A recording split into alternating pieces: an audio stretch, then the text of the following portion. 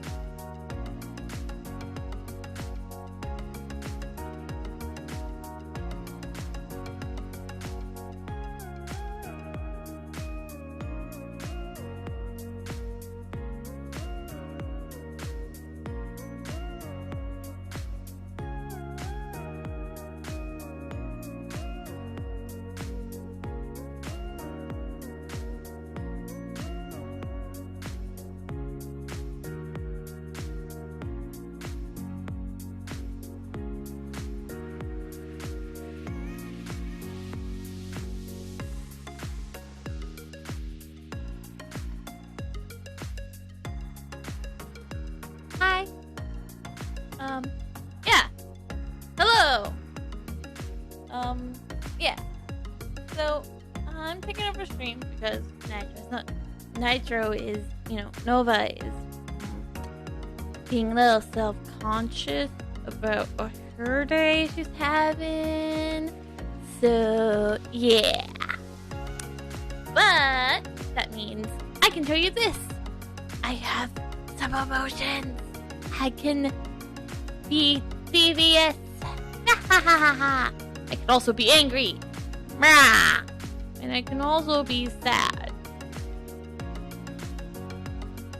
But you probably won't see much of these emotions much before and after stream stuff because it's kind of hard to remember to switch between them, even though they are just simple hotkeys, but should be fine. But that doesn't matter because I'm adorable, no matter what I look like. If I'm sad, devious, angry, whatever I am, because I have more keys. I have more on my number pad, so I can continue to add emotions. And if I run out of keypads and I still think of more emotions, I could always use different hotkeys. Cause nailing it. Haha. So, yeah. As you can also notice, Nova finally stopped being lazy and she updated the overlay once again. That way it now actually reads that it's the recent rates. And we also changed the top donation into recent years. Woo! I don't know what else to say. Oh, wait, I forgot about one part. Just because I don't do it, just because Nova's not here, doesn't mean it's not a stream tradition. Alexa, tell us an interesting fact.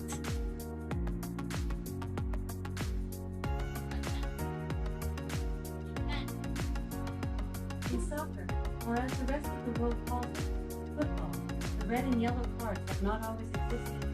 We owe them to an English referee, Ken Aston, who was outraged by the reaction of a player who refused to leave the field after a foul. He developed the cards based on traffic light colors, and they were first used at the 1970 World Cup. Thanks for the interesting fact. So, yeah. And also, she would like me to remind you guys all that weekend streams are totally up in the air. It's all depending on what you're feeling or what you're thinking. But none of that has been set in stone yet. But other than that, let's scoot you over to Zagamo. I also totally forgot to let you guys know about my totally cool new office. You guys may have seen it before, but that doesn't matter. Because, well, we also need some music. Yeah. And I can vibe to this. Do do do do do do do do do do do do do do do do do.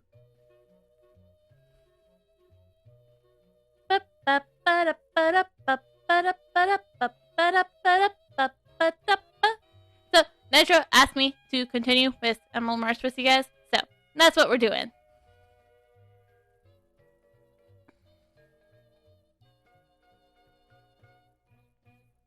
She got everything set up for me.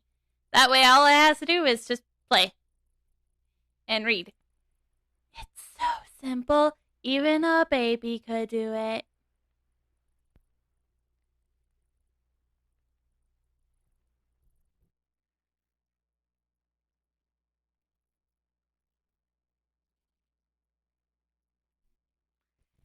So it's all good. Yeah, right? All good. You guys like it? Do do do Do do do do do do do do boo do.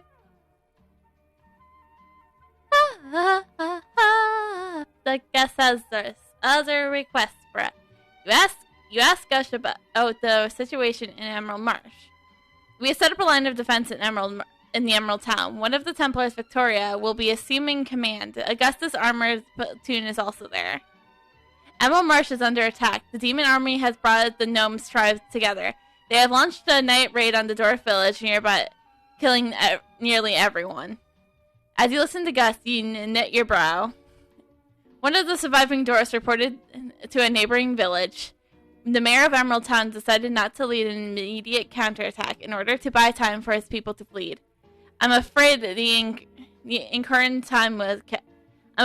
incurring even more incurring words. Gosh, so weird. More casualties. We sent some refugees to Nevaeh. Before you go to Emerald Marsh, you might want to talk to them to see what happened. You ask us exactly where these refugees are residing.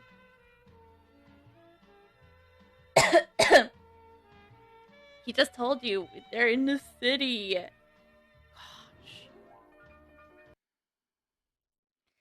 The aged woman and the children are sheltered by Lady Wilmdia's house. Lady Wilmdia is probably there attending to them now. You can find them near the entrance to Nevaeh.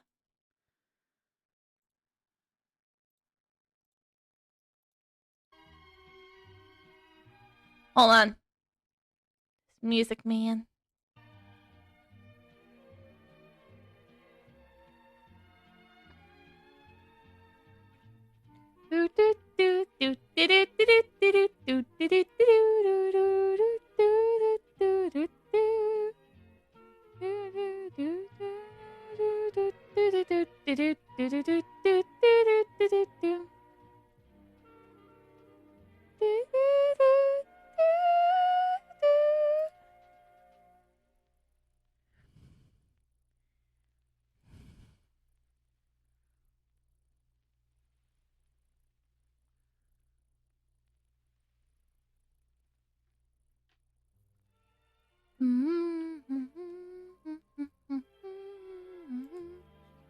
To the people to talk to the refugees.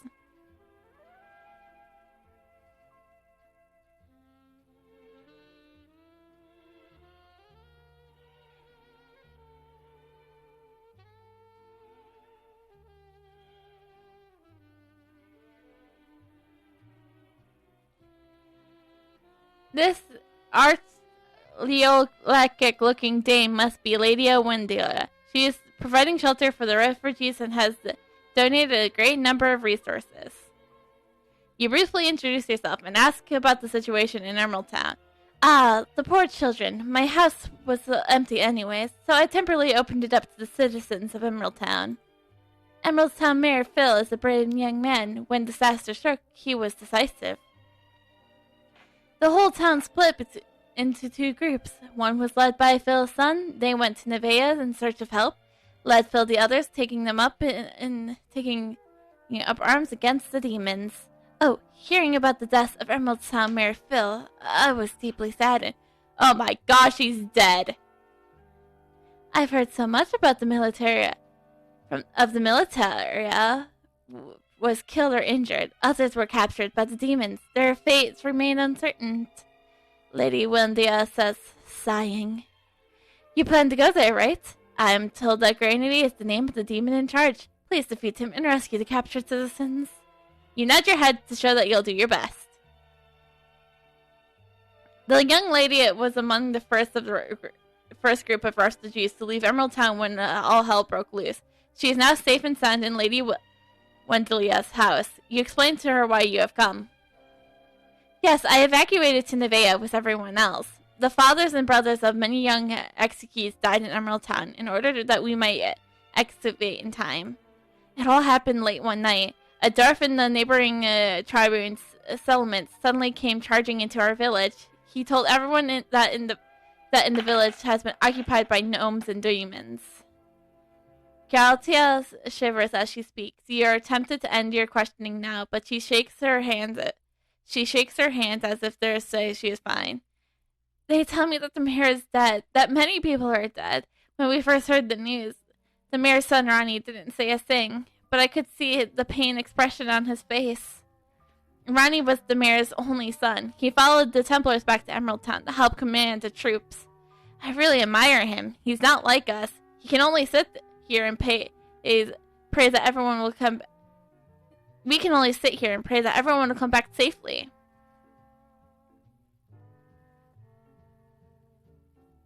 Well, isn't that a big stupid thing to think about? Praying, man. Let the weak die. Ew.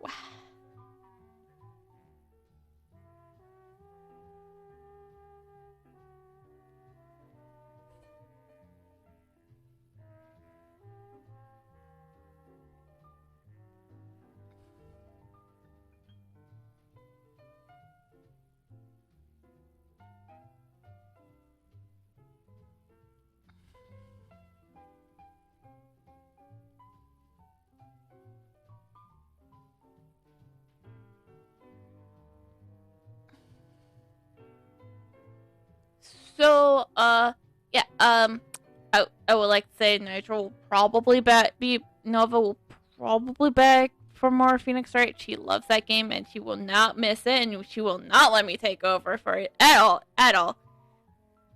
Plus, she likes to dress nice, and I only have the one outfit for now.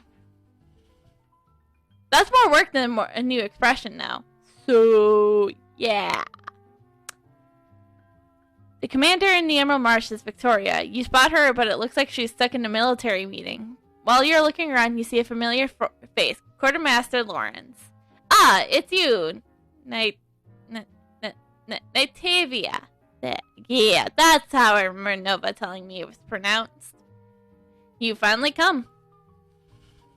You tell Lawrence that before you came here, you met with the refugees from Emerald Town, and you ask about the current situation in the marsh. We managed to halt the demon attack. Emerald Town is safe for now. But many other villages have not been so lucky. The southwestern Turnby settlement, where the dwarfs live, was destroyed before we could arrive. The troops led by the Emerald Mirror were captured by demons. Their current location is unknown. One person, however, escaped from the demon's clutches and made it back to Emerald Town. You hurry and inquire as to the escapee's present condition. Unfortunately, we don't have any clues yet. This poor champ, Sly, is covered with wounds. He can't even talk properly. We don't know for certain whether he'll or not he'll survive, he says with the expression of concern. While Victoria is still in her meeting, why don't you come and do me a favor? We're short on resources in Emerald Town and need to prepare for some more military supplies. Victoria, who is in charge of the Emerald Marsh, is discussing the following occupation with General Carrick. Oh God, Carrick's here? If that's even his real name.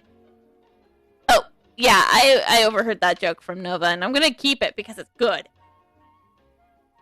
It's a good one.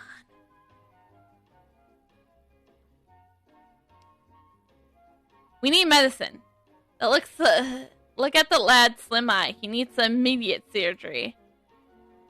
The medic is always requesting additional medical supplies, especially and full prosthetic. Whatever that means, or however that's pronounced. Lawrence frowns.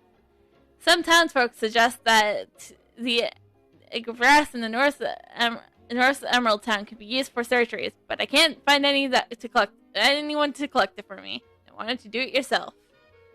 You tell him that you can. Why are we being like this? Gosh. That you can collect the grass for the medic. Thanks for your help. I wish you the best of luck. As you're leaving to head north, Lawrence suddenly stops you. By the way, could you ask Augustus if he has any spare manpower? Medic Zoe is really overburdened. Please also ask the deputy town mayor Brani to find a suitable place for the surgical operation before it's too late. Wow. Now we're just being run errands people. Gosh. Why can't people do stuff to themselves? Good old labor. You ask me.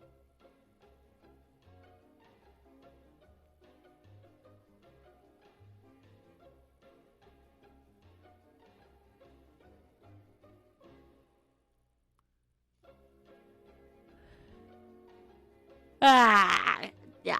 Yep. Natavia, what an unexpected surprise. You greet him, telling him that Lawrence hopes to borrow some manpower from him. Unfortunately, we're also quite busy here. Piles of machines are just waiting to be fixed. He looks quite embarrassed. Whatever. Human life is much more valuable than machines. I'll make the changes here. He'll have the men he needs soon enough.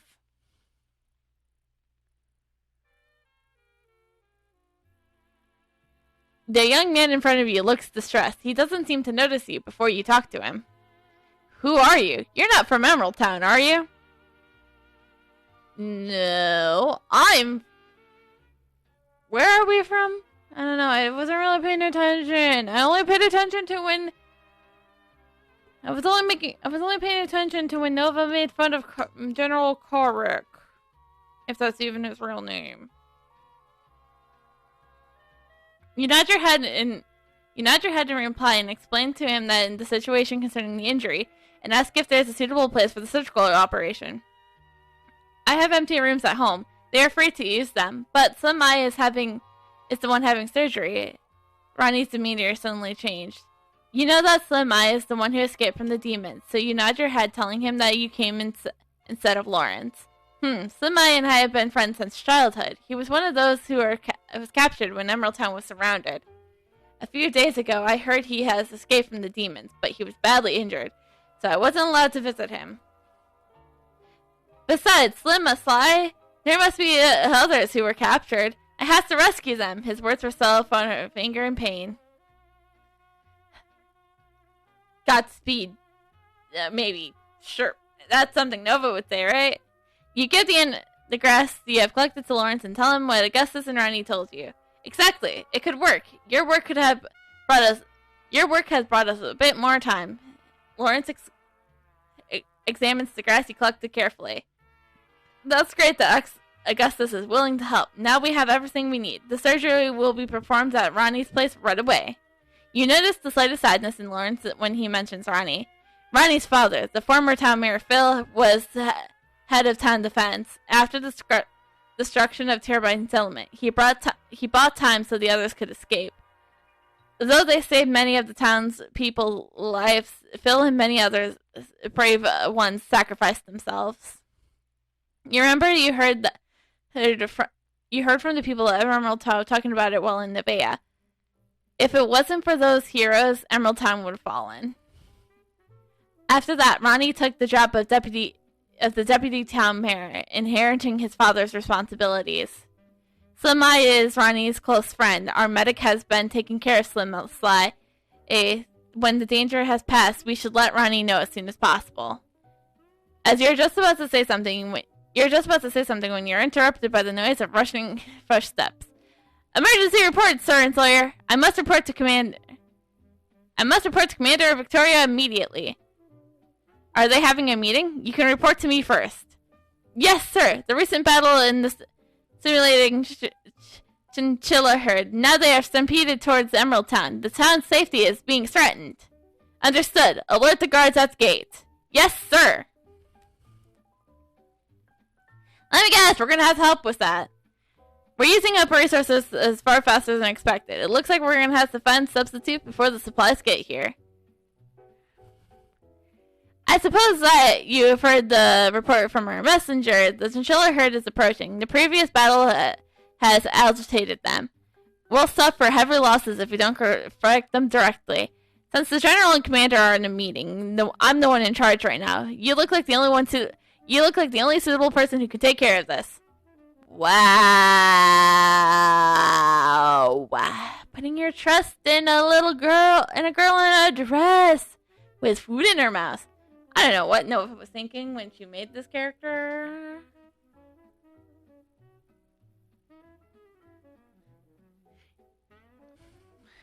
you agreed to take over the task.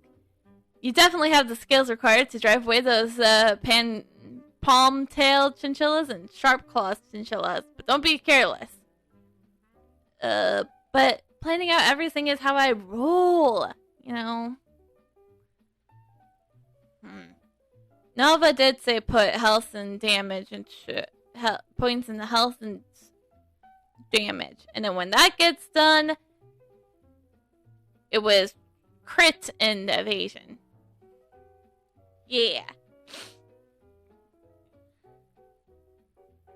Yet another quest, so let's take that one right away. Since the chinchilla's herd is out there, maybe we can put them to good use. You know that we're in desperate need of supplies. Not long ago, Augustus was looking for lubricating oil for his robot army. Those fat chinchillas may have the thing he needs. If you can collect some pieces of fat, we can use them to produce lubricating oil. The fuck? Like, what? I don't understand. So, when you have driven them away, would you please collect some pieces of fat and give them to Augustus when you come back? I'm sure he'll be more than happy to take them.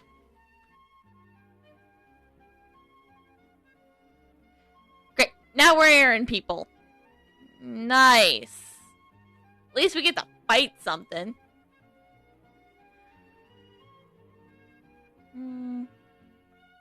Nope. I've seen the choices of etalons that Nova uses. And this is my favorite one. The centaur. I like centaurs.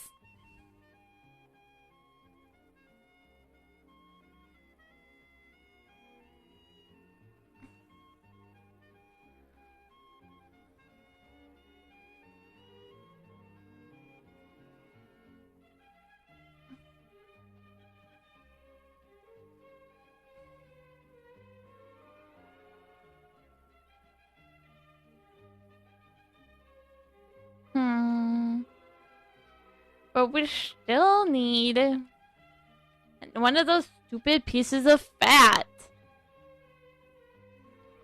Gosh, it's so annoying.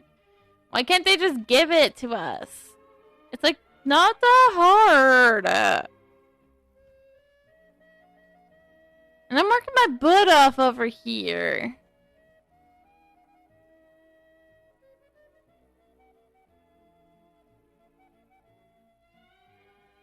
Let's go talk about this to this ghost guy again. Let me think. A little bit of fixing here and there. He's completely immersed in his work. You call his name, trying to grab his attention. Nitavia, you scared me. What's that in your hand? You tell him that these pieces of fat can be used to make the lubricating oil and hand him over. Perfect timing. I'll start to make a lubricating oil extractor immediately. The pain and suffering of the turbine settlement will be avenged, and my latest Augustus X model will be the one that does to do it. Hearing Augustus' word, Monotiro comes close. Don't forget my role. His voice sounds just as angry as Augustus. Turbine settlement was closely connected with us. We had technical competitions from time to time. People living there were like brothers to us. Our enemies will pay. Right, we'll teach those demons and gnomes a lesson they'll never forget. Okay, good for you guys. You're happy.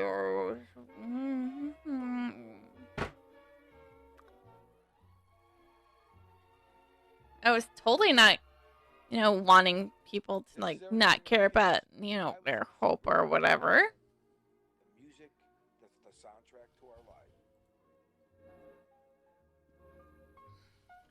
You tell Lawrence that the chinchillas have been driven away. You're as good as they say they are. Wait a second.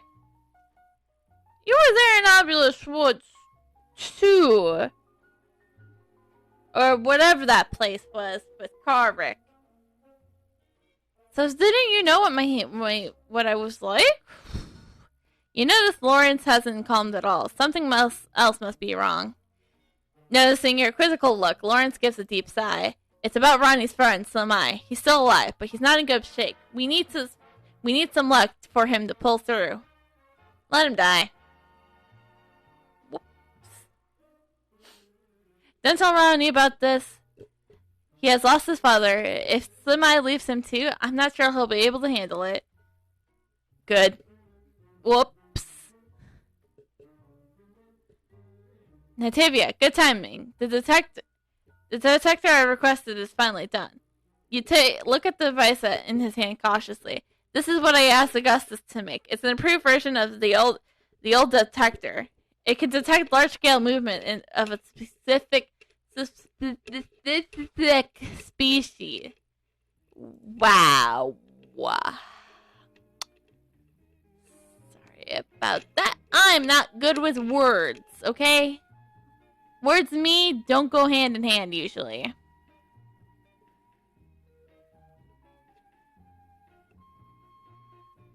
It's just... Meh. Once deployed, any gnomes or demons nearby will trigger the alarm. It can dramatically decrease the pressure on the own guards.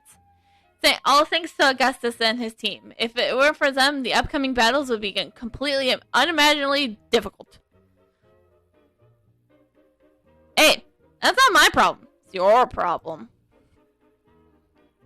I think you'd be perfect person to deploy the detectors. While handling this task, you can also patrol the north and south of Emerald Town. After you're done that, please report to Zachary.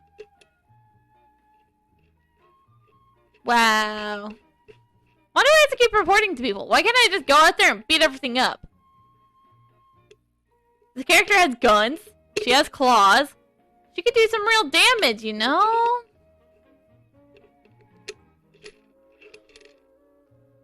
Like this. Pew, pew, pew, pew! Pew!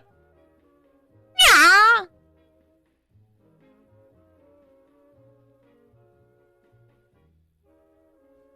And she's got these...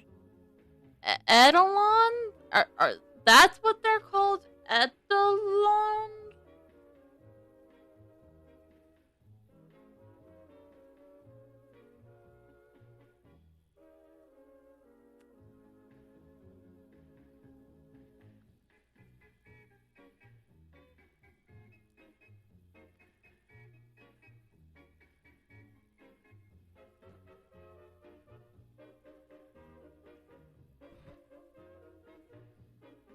Hey! Okay, I guess we gotta go talk to the Zachary guy. He's not in charge. What's my position in this army? Just seemed like an errand boy. Your report to Zachary is that you have found some drakes wandering around near Cobweb Forest. Indeed, the habitat is that is the habitat of those drakes. Drakes are fierce and aggressive creatures, but they barely leave their habitat. They shouldn't be a threat to Emerald Town. However, of course there's a however. There's always a however. I'm afraid for our next mission to work, we'll have to expel them, Victoria says, interrupting Zachary. You're skeptical and ask Victoria the details of the mission. It's a rescue mission. Zachary will explain it. I must go back to the meeting now. Natavia, it's nice to see you here. I just came to say hi. Thank you for helping us here in Emerald Marsh. I can't... Nova said we can't continue in the storyline unless we do so that's why I'm here. So, yeah, you're welcome. I'm going to explain the mission Victoria just mentioned. I take it that you know Slim Sly. Slim Sly. I don't know what I'm doing. It's just how it worked. I don't know. It was just... I just started saying words and things just worked out, you know? You know, as one does. It's usually how the streams works. Just to start talking and then... I don't know. There's some freaking track. There's the question of the day. I don't think Noah has changed it in a while. Because no one really goes for it. But okay. Well... Unfortunately, the lad who has undergone emergency surgery, he's now in a coma, but continues to babble on and froth at the mouth. We have strung together a few key words from his mumbling, such as Sook, Bones, Drake. So we conclude that he must have come from Cobweb Forest, and the villagers who are abducted probably imprisoned somewhere else, somewhere there in there too. We sent someone out to sniff out Cobweb Forest, but an alien Drake is holding back the mission. Although I considered dispatching a task force to bring the whole area under control, but that would only end up in frightening the gnomes. So that's not such a bright idea. Instead, I think it would be more appropriate to send a small force to dispense the alien drakes, but I can't spare the manpower. All in Emerald Town, you're the only one who I can rely on to carry this mission. Wow. People are getting lazy. Oh! Okay. I'm already tired. I was only planning on this one area tonight, so because nobody doesn't want me to go any farther, so I don't say too many stupid things, as she claims. Okay, I'm only here for Nitro Kuma's eaters, really.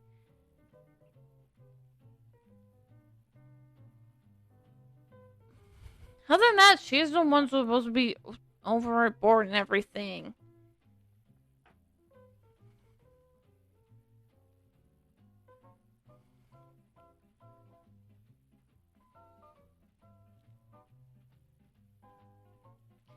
It's kind of stupid. It's like she doesn't even trust me to do more than one area. Who does she think I am? Rocky, who the fuck is that?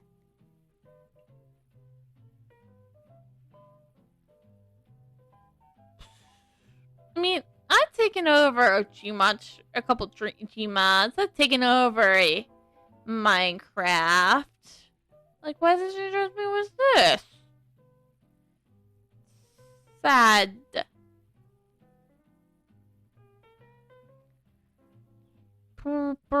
Poopy. I received a report from a reconsulting unit. They have begun investigating, and it's all thanks to you. Not far off, Victoria and Karik are looking grave. They seem to be discussing something fairly important. I understand. I will continue the assault on Turbine Settlement. If there is any change in strategies, please inform me immediately. I have to return to Turbine Settlement to lead the attack. Every minute is crucial.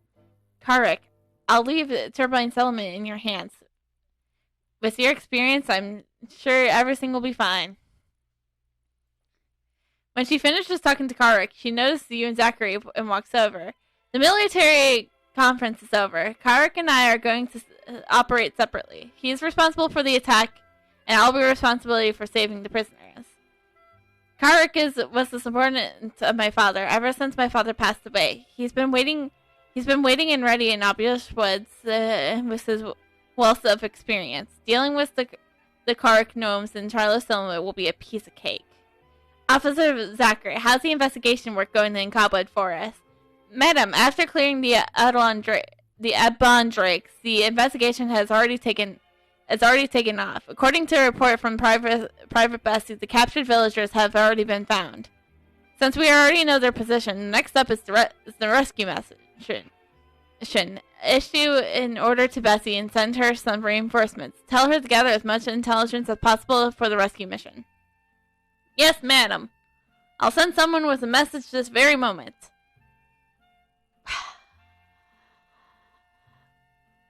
You mentioned that there is a shortage of manpower in Emerald Town. How are more troops to be sent? Regarding manpower, at the request of Ronnie and the other villagers, we're going to allow the village military to join in. So there's nothing to worry. The militaria hasn't had the benefit of official training, so you might have to be careful, especially with Ronnie. He reminds me of how I used to be, which is due cause of worry.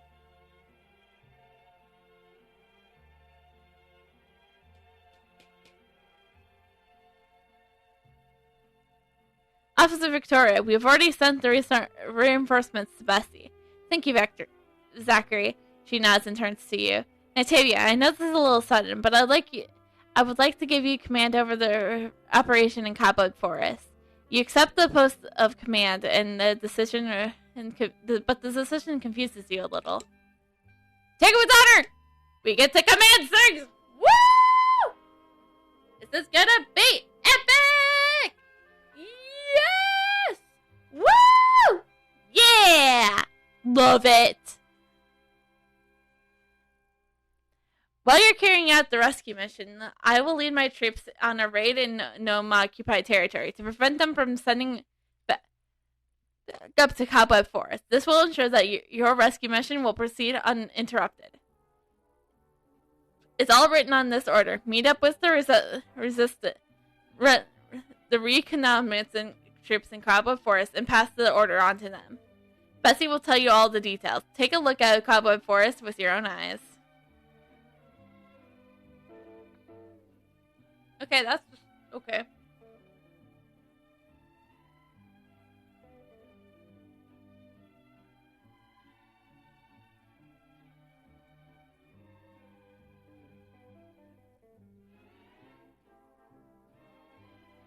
You give Victoria's order to Bessie, who immediately opens it and reads it. So you're the famous Natavia. Wait, hold up. We're famous? What? I really don't pay attention to this stuff. I've heard many of my comrades singing your praises. I certainly didn't think I would have the chance to carry out a mission with you. Wow, we are famous. Holy crap. On hearing your name, Ronnie immediately approaches. He looks as he has something to report, but doesn't dare to interrupt Bessie. We received an order from Commanding Officer Victoria. She requested that we gather as much intel as possible. Officer Gino and the other comrades and a few comrades out investigating and observing the prisoner situation. The captured villagers are in the heart of the Cobweb Forest. From what we are able to gather, the situation is far from ideal. They are wounded, and it will be a great force to dig. You're surprised to hear the word dig, and ask Betsy what she means. At the moment, we are unable to ascertain the purpose of digging. We have tried to investigate further, but have been unsuccessful, she responds with a pained look.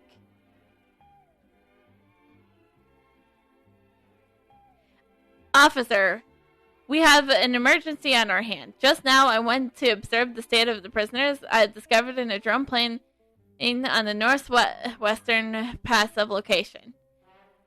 By the looks of things, the patrol should have been over the turbine settlement, which has been forced out by which has been forced to work for the gnomes. Although the gnomes know-how is no match for the dwarves, we can't ignore its surveillance ability. It looks like the northwestern pass is a no-go. You ask Ronnie if the southern pass is available. There's a pass there, but if we approach from the south, we'll bump into the habitats of the aqua iguanas. The aqua iguanas is a very well-developed sense of smell. If we just dive in there, it'll be hell to pay. We need to refine our tactics before we're going to pull it off. He reaches into his pockets and pulls out a small bag. When I found out what I was coming to Cobweb Forest for an investigation. I did a little prep work. This is bait for hunting. It's the favorite food of the aqua iguana. Use this bait to attract the aqua iguanas while they fight over the bait. Use this opportunity to thin their numbers. So we're just baiting them into death? Me likey.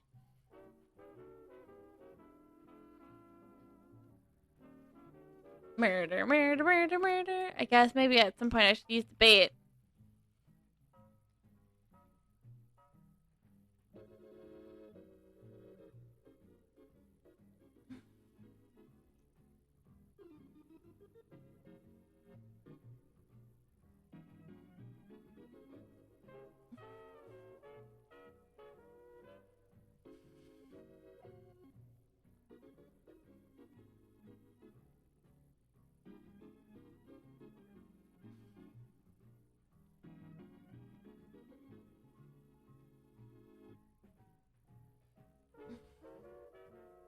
Hmm?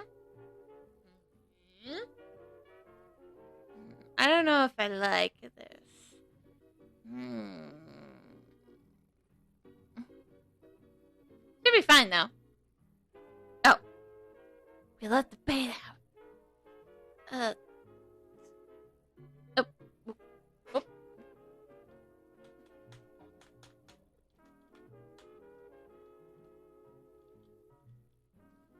I gonna do stuff. Hmm.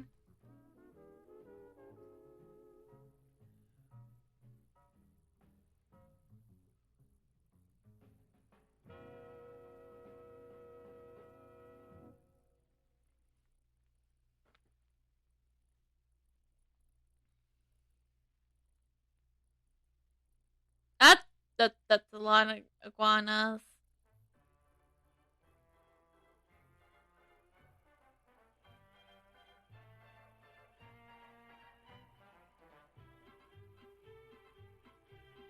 Yeah, I got this.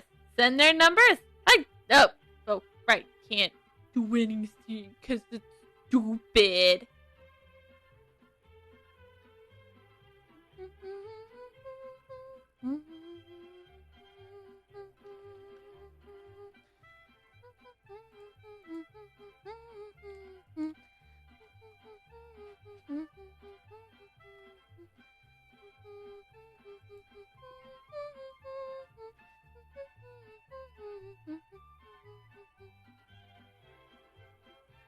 You tell Ronnie and Betsy that you have prepared the bait. It looks like the bait tactic has worked. What's next? Seeing the aqua iguanas to the south have already been diverted, let's destroy the drone patrol. You nod in agreement. When the drone patrol is done, the troops and I will charge in there to the rescue. Our number one priority is to protect the safety of the prisoners. Nativia, I have a favor to ask you. In Emerald Town, Augustus asked the soldiers to collect the various mechanical parts due to shortage of materials. Since the drone patrol has been destroyed, we could salvage some of the circuit boards and reuse them. I'm guessing that Gino can't spare the manpower to do this. So why don't you give the circuit boards to him and let him give them to Augustus?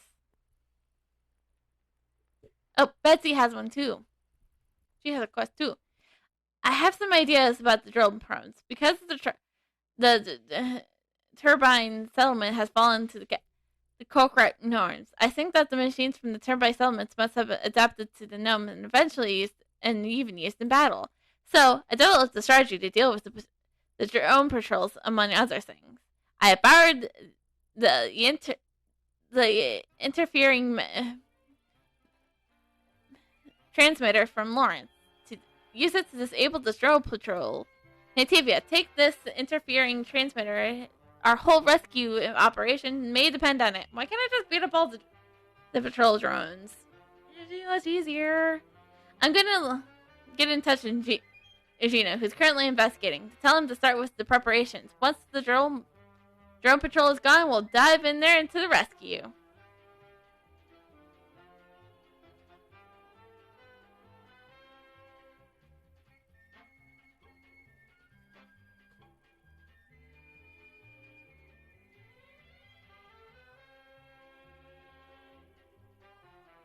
Oh, no.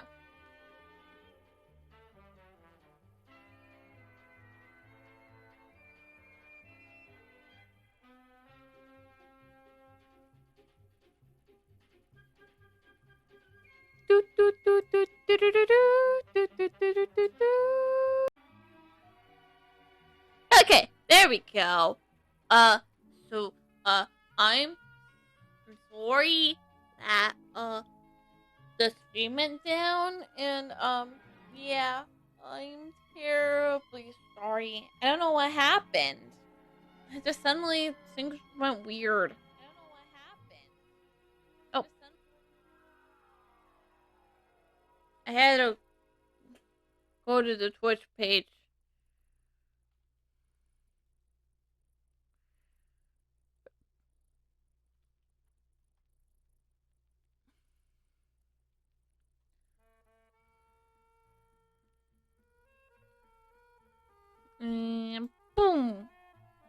There we go. Time to talk to this Gino guy. You give the circuit boards to Gino. Why are you giving me these circuit boards all of a sudden? Do they have any special use? You remind him about collecting resources. Augustus needs these things. Right, you are. I was too busy with what I was doing. I almost forgot about Augustus' request. He lightened up with recognition. I'll pass these circuit boards on to Augustus, but I have something more important to report to you. You tell Gino that the drone patrol has been completely disabled. Thanks to you, I know I can now extract the prisoner safely, but there's one thing left to do. You follow Gino's glaze. A female gnome is struggling to trying to break free from the ropes binding her. According to the intelligence that we have collected and judging from her outfit, we think she is the sorceress.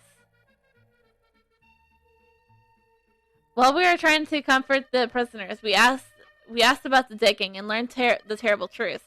The gnomes want them to dig up eggs with an ancient seal. The eggs have been only sealed, weren't dead.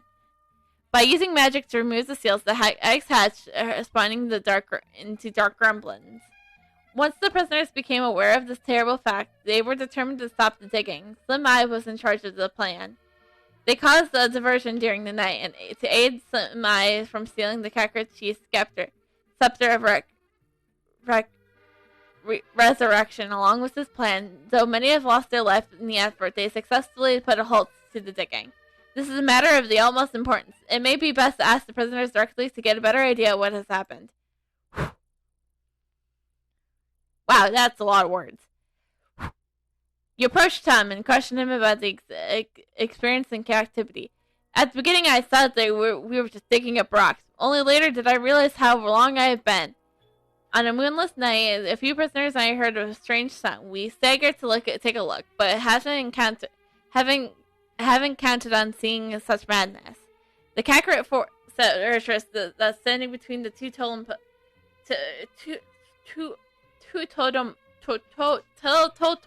pillars, wielding her scepter at the eggs and performing a strange dance. She was muttering something unholy and laughing, as if performing some kind of ritual.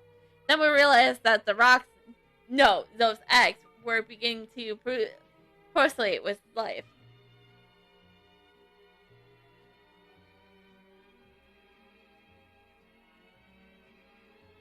No shit. After that madness, we started to devise a plan to stop the digging and escape. We had to let Emerald Town know what has happened. After several discussions, we chose Slim's side as our representative. All of our hopes rested with him. After seeing you guys, I knew he had succeeded, but Slim's side is a really brave chap. What are you, British? British. I don't know what that was. You approached Jerry and asked him about him being captured. It was terrible. It's even too terrible to remember. After we were brought here, we immediately were forced to start digging. We dug day and night. And if we stopped even for a moment, we were at risk of being punished. The conditions in the pit were horrible. The smell was enough to drive one mad. A number of people were taken away by the gnomes to an undisclosed location. We never saw them again. Let me out! Let me out! You look at the captured Kakarot Warlock. Huh. Capturing me pointless, you silly humans. The demon army will rip you to shreds. Ha ha ha! Ha ha ha ha ha! Nailed it.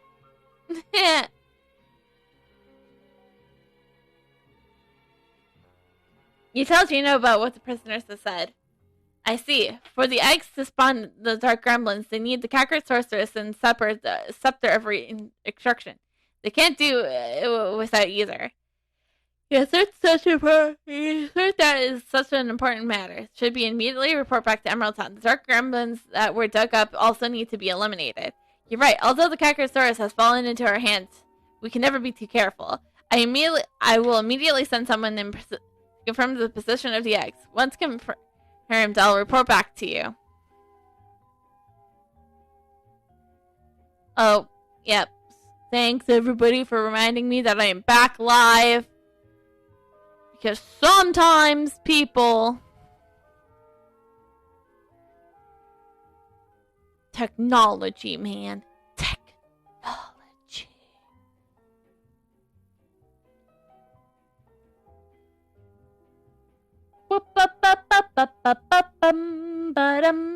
I have just received a report. The eggs have been dug up or near here. But according to the intelligence, there are simply too many dark emblem eggs. What's more, they are scattered all around. It might be quicker to burn them. There's quite a lot of firewood around here. We could use to fuel the fire. He looks around and picks up some firewood to give to you. Take it to the bonfire and light it. You can use it as a torch. Burn them all to ash. Why can't I just go pew pew pew with the gun? It would be so much easier. But with fire, I mean, like, committing arson, that's fun. Like, no. Hell yeah, it's the arson. But, come on. Much faster. Thank you for listening to Seaberg1000.com. To support our station, check out our web store on the site. We also have an eBay store. Search Seaberg Music Library, Inc. Oh, here's another. These are if all the eggs hatched, the consequences would be unimaginable. We already burned all the dark. Oh, he only has the one quest. I thought there was two. Give me the fire!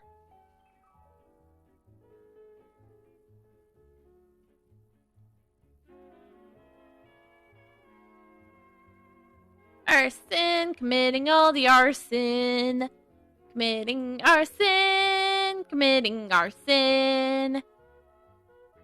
To commit the arson, that is what we do.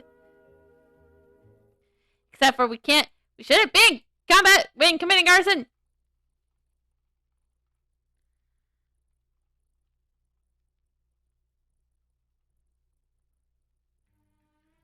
Yeah. Think twice before you mess someone committing arson.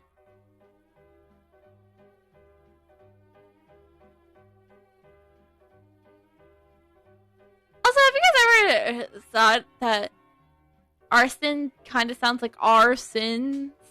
Because one time I remember Nova using the text, the caption, closed caption thing on TikTok, and it translated arson into arsons, and it was like, I guess it kind of does sound like arsons, but it is not arsons. It's arson. But I guess my sin is arson, so...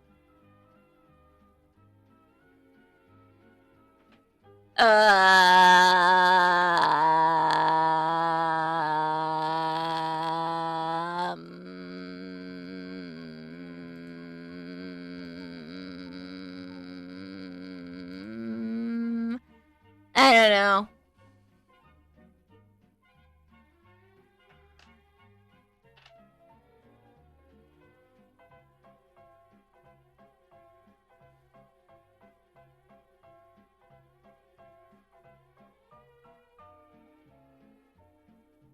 So boring. This is just so much arson to deal with. But we're almost done with the arson, so we're fine.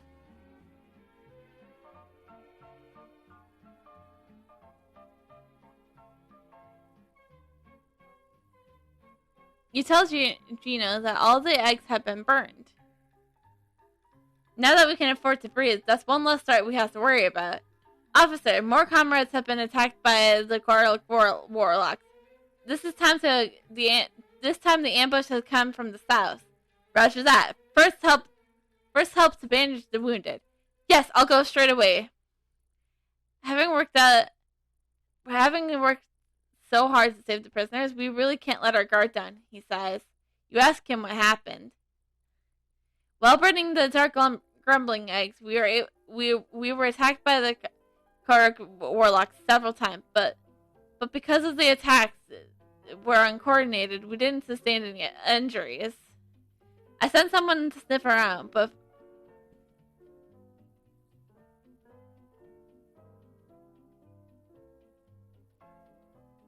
okay. Okay.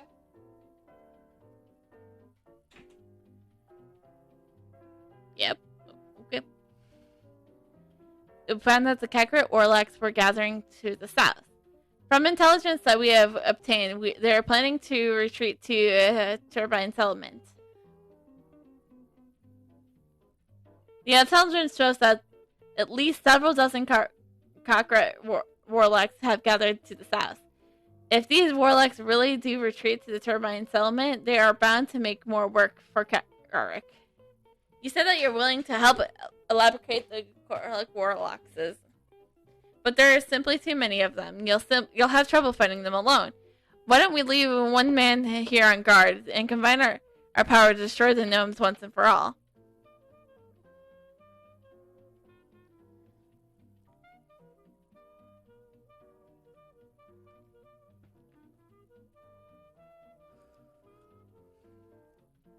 Yay, we get to fight things. Woo!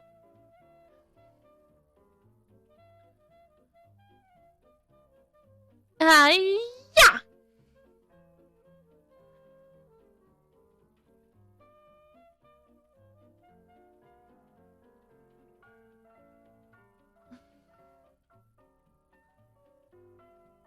Ha!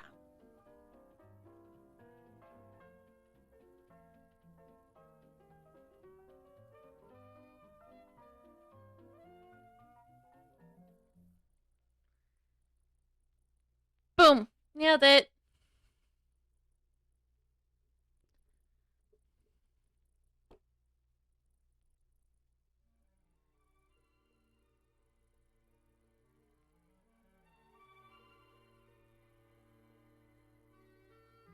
You report to Gina that you've already destroyed the Kekrit Warlocks, but finding her knitting her brow. Isn't Gino a guy? Huh? Weird. The Kylosaurus is gone. That was their goal. How could I fail such an obvious trick? You try to comfort Gino and remind her that there is still time to pursue them, and you ask whether she knows which direction they fled. Nativia, you're right. Judging from their footprints, I'd say they fled in the direction of the Dark Gremlins. That won't do. If the Kakarot Warlocks join forces with the Dark Gremlins, their strengths will as well. We have to hurry on ahead of them and destroy the Dark Gremlins in one fell swoop. We can recapture the Kakarot Sorceress and then so much the better. That said, I don't think that the Kakarot Sorceress will surrender quietly. She'll definitely have something up her sleeve. If we're not careful, we may fall into her trap. Natavia, I need you to carry out this mission with the utmost caution.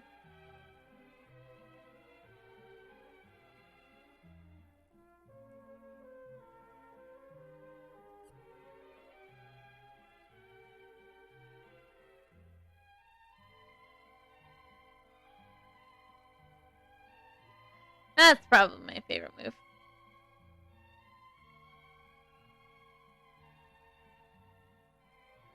Nailed it. You follow the sorceress for a while.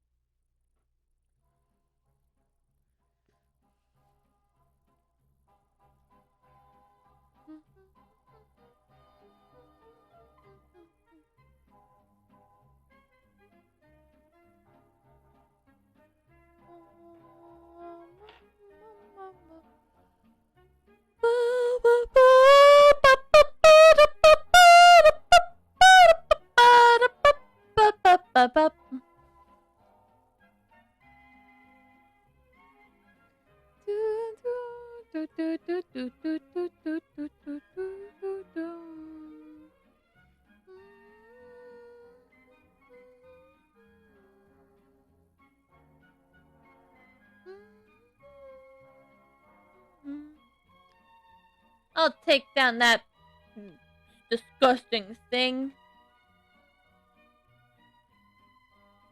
Ah.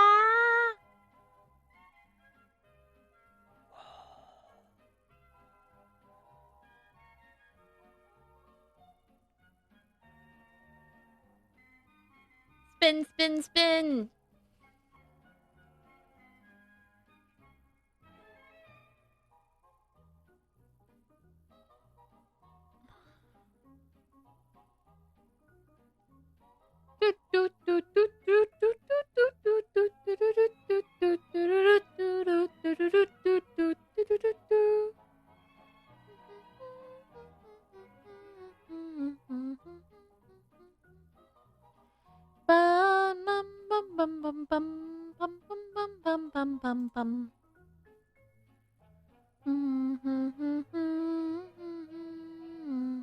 You tell Gino about the Kakura Forest's poison, and it may be necessary to kill her instead of capturing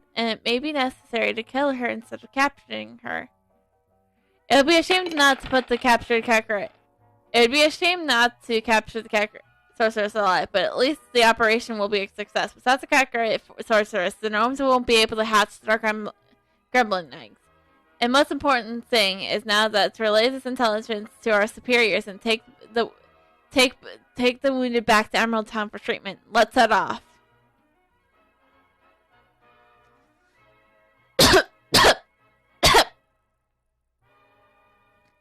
You're gonna return to the Emerald Town with the refugees. We nailed it. You report back about the Semi's escape with the scepter of reinstruction as well as the third. It seems that... Oh no!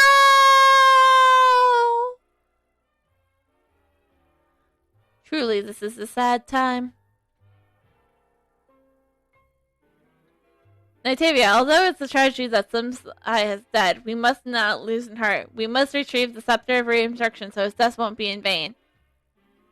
Victoria has asked me to make a report on the progress of the issue you discussed with her. You're not inviting him to continue.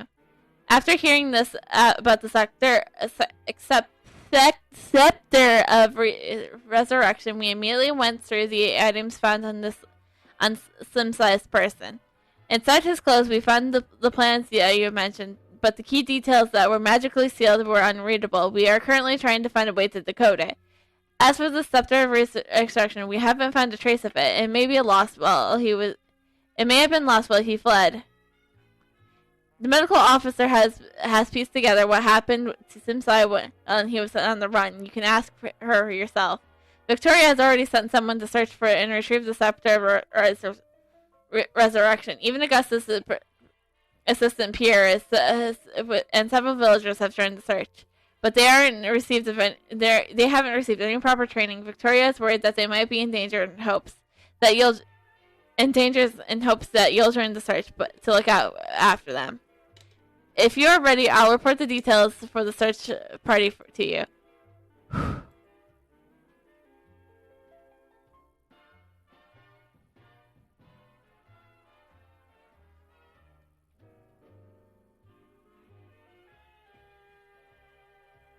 You asked the medical officer about Simsai. Simsai, talk about him saddens me. I feel guilty that I was unable to save him. You rest your hand on her shoulder and offer a few words of comfort. You ask her if there's anything that has happened while she was looking after him. While I was looking after him, I discovered older wounds that had been treated with first aid. Some of these wounds were on his back. Without the help of someone else, they would have been impossible to treat. You silently nod. The balm would near the wounds seemed to not be a common ointment, but a mix of herbs and mud. The bandages resemble those of primitive straps. Yeah, nailed it. Before some slides fled here, he must have stopped somewhere.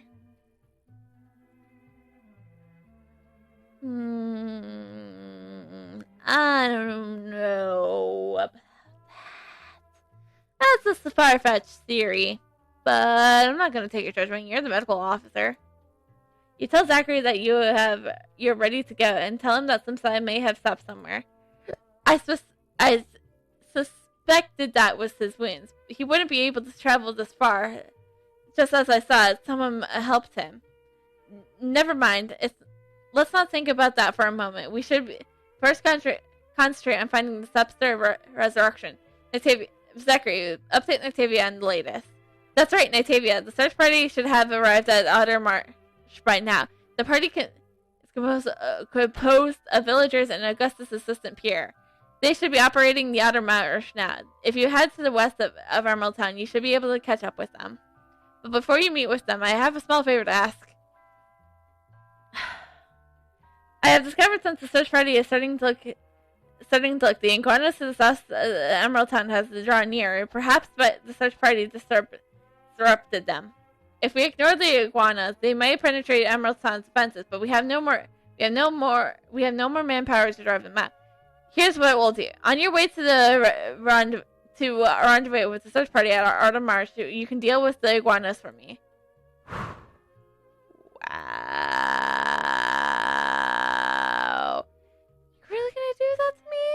Hey, buddy?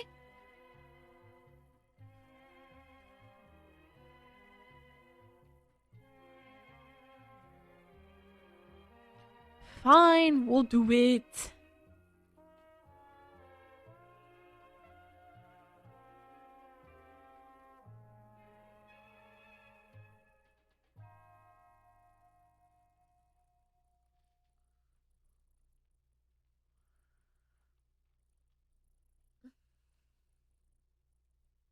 Hi-ya!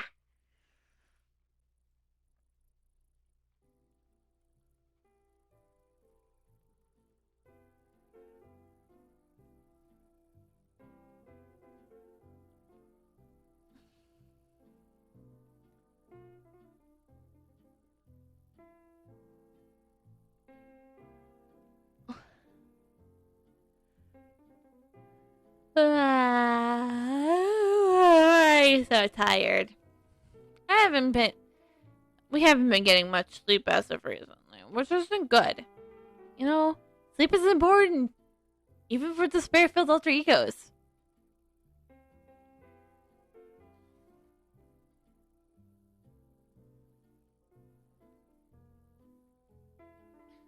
Terrible.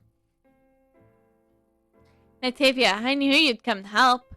You tell him that the iguanas have been eradicated and ask about the state of the search party. We have searched all over the marsh without finding a thing. We're thinking of continuing the search to the south, but I've heard that there are a war to the south. If we approach the area, we may be drawn to the conflict. That's why I'm hesitating. Pierre is right. We have been active in the area before, but since the demon army defeated the turbine settlement, we haven't had any news. This place isn't the way I remember it. Towards the south, it will only get worse, he says, shivering. Well, that's not good. I guess, maybe.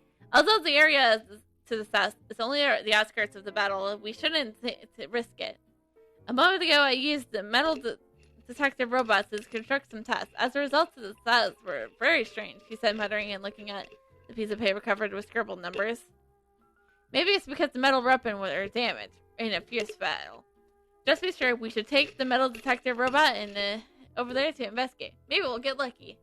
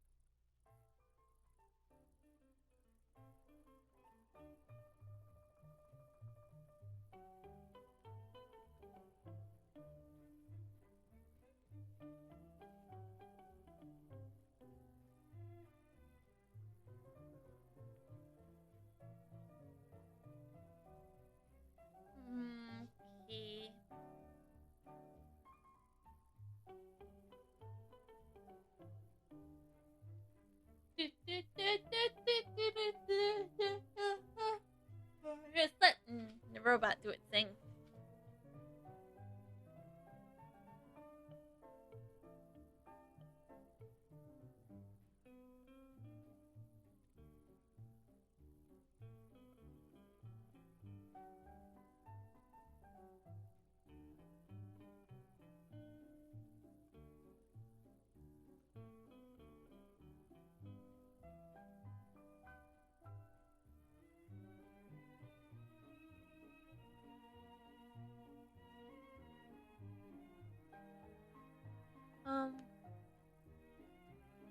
Robot, what you doing?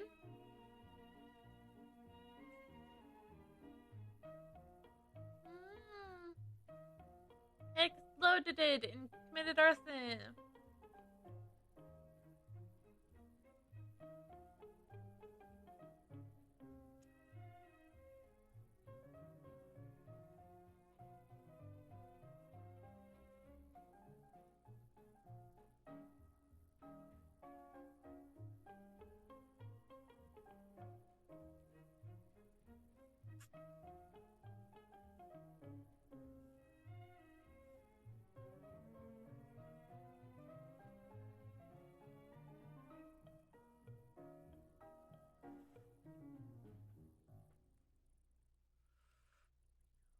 Okay.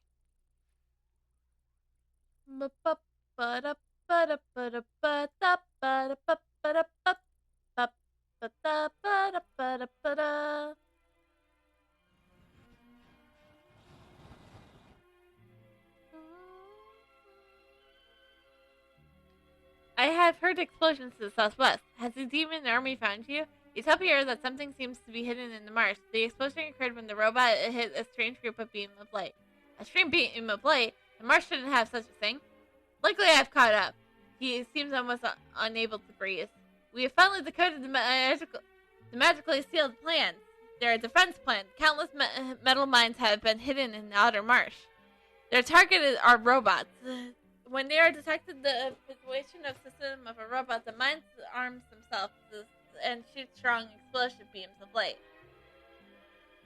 It looks like the metal mines destroyed Pierre's robot. Oh my god, if the man holding the metal robot hasn't been quick on his feet, Nightavia, and the dwarf robot at army, I can't even imagine what would happen.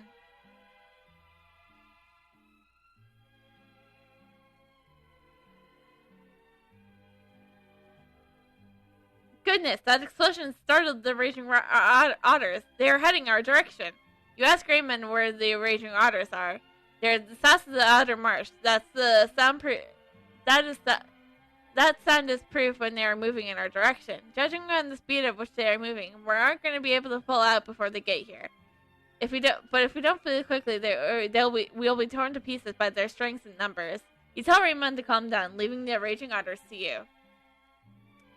But before we go, beat up some otters, I gotta pee. So, yeah, we'll be right back.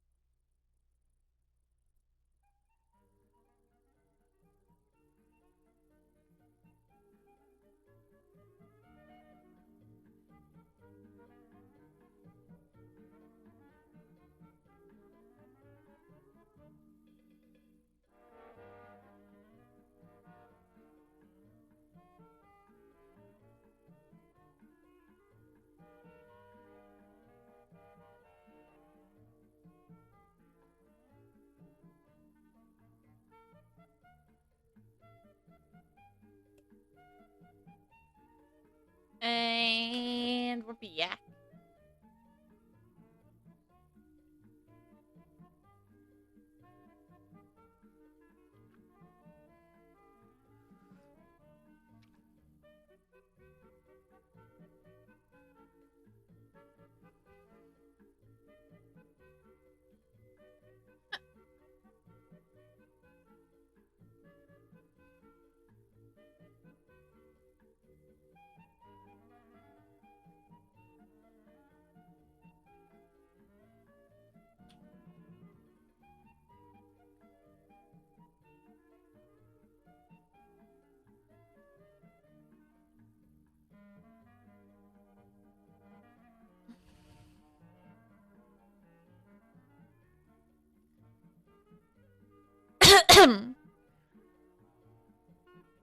Eight. 9.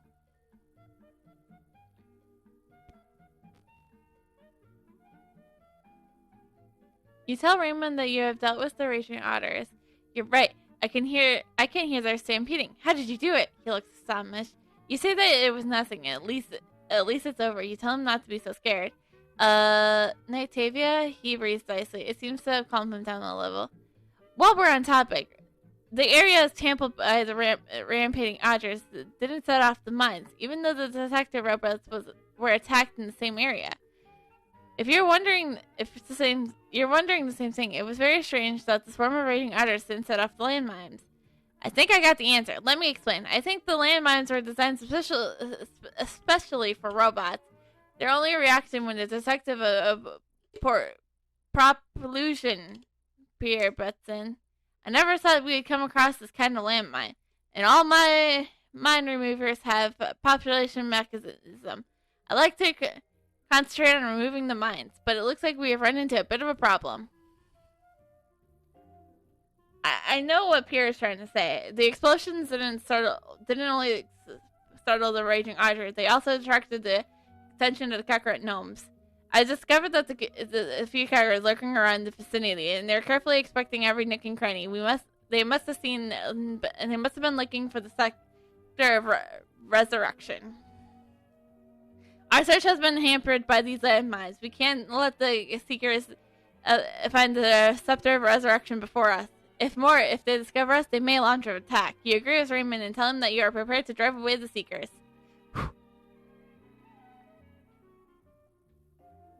Oh. I hope Nova doesn't mind I use this.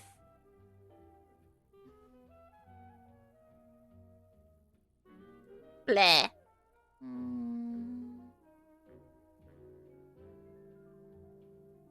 I don't know what.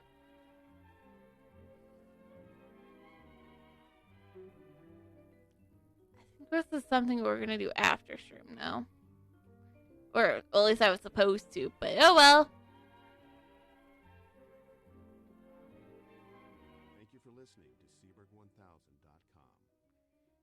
I'll take Dragon Points. Dragon Points look cool anyways, so. I know I said if I can get her a better brawler weapon, that would be great.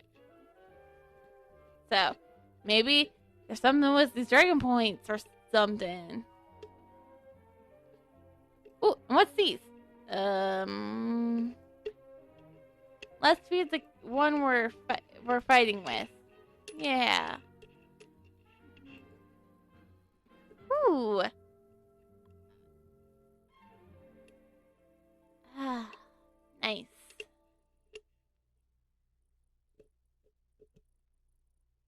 Oh, we saved those for when we get.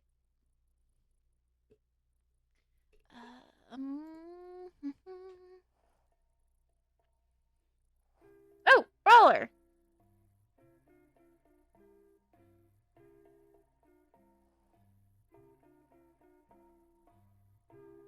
Those look cool. We don't have enough. Sag. I don't have enough for those either. Sag. Ooh, we have enough for this one though. And it's better.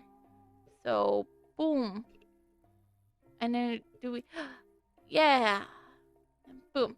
I just said I can't get rid of any of these. So, And I guess those sniper boots can't get rid of either, so.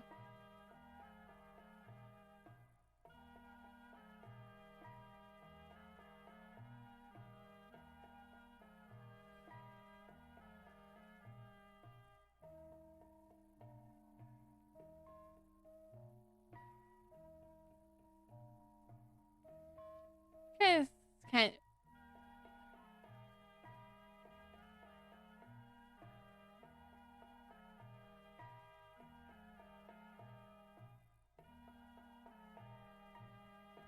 Ah!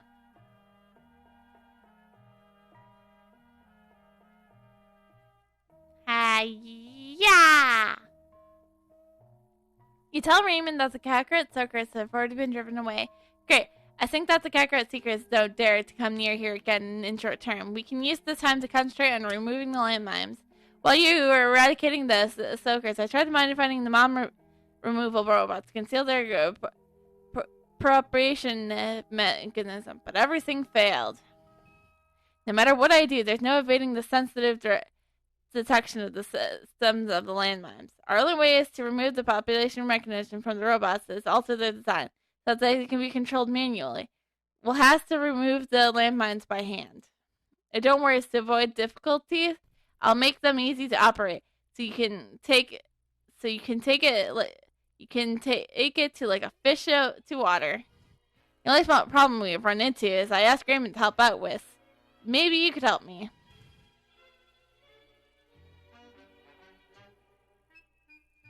Just like Pierre said, manually removing landmines is the only way. He had already altered the robots. The problem is weight. He tried to lighten it, but it's possible to move them with raw manpower. He asked me to find the appropriate beast of burden. This happened to be the habitat of the stoneback otters. If we can tame them into beasts of burden, we can remove the mines. Natavia, although it's a lot to ask, I'd like you to catch the otter. Here's some Anastasia and a cloth rag. Use the Anastasia to subdue the otter and then bring him back in the east. Close big. Is it going to be big enough? Because the otters live in groups.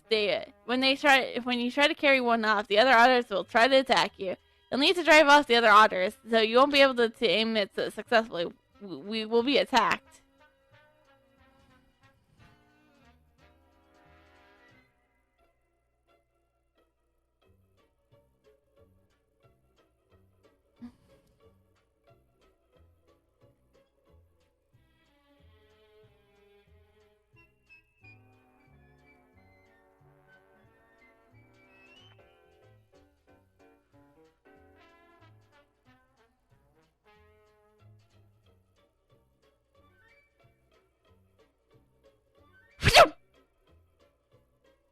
Oh, wait, we can't be in combat? Stupid. Whew.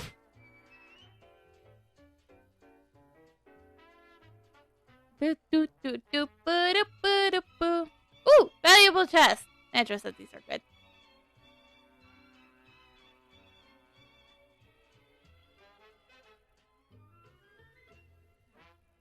But we need to defeat other otters. Hey-ya!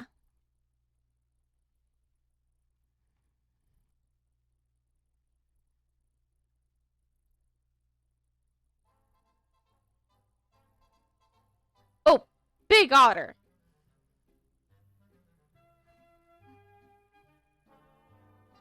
One dragon point?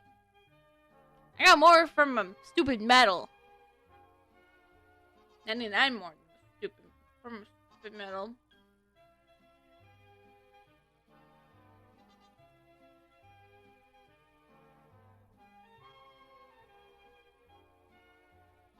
You take the sunback otter out of the cloth. Just to be safe, you tie its neck up, tied with a rope.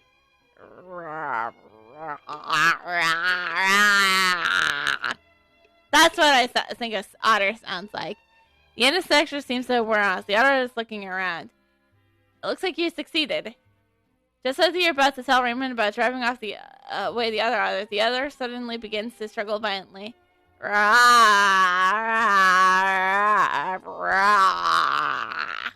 And And that is what I think an otter sounds like. You heard it restrain the stumpback otter and try to calm it down. It looks like this little fellow is a long way from being completely tame, but before setting off, we have to think of a way to bring it under control.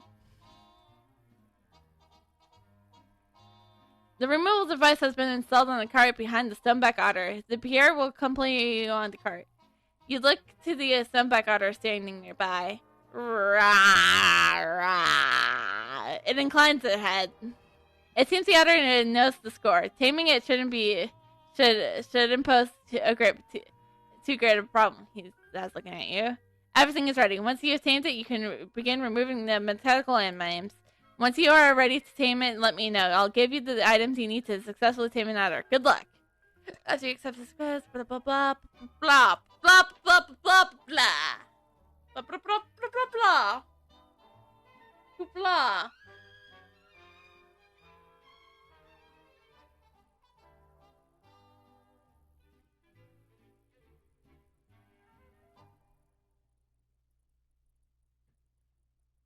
Hoopla!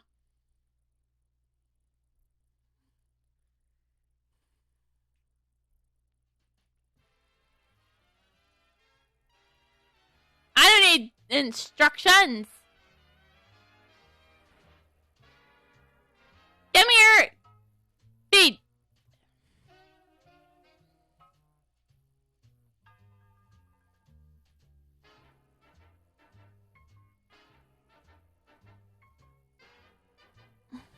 It wants to cry. Poor otter.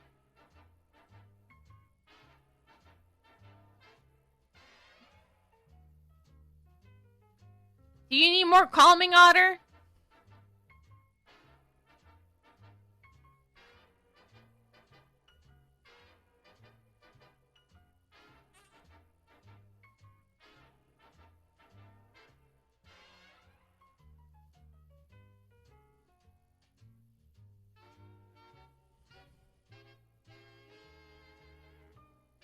Bad otter.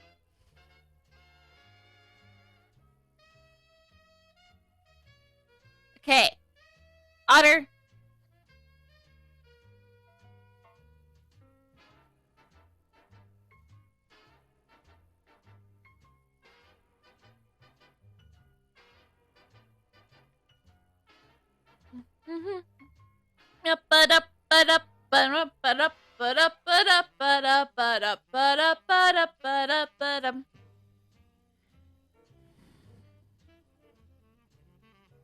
Digging. Digging.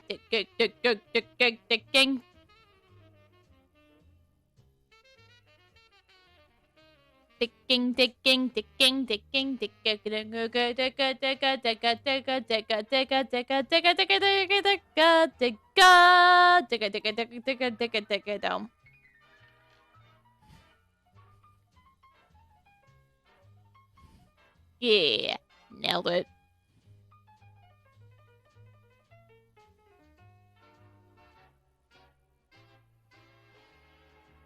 Digga.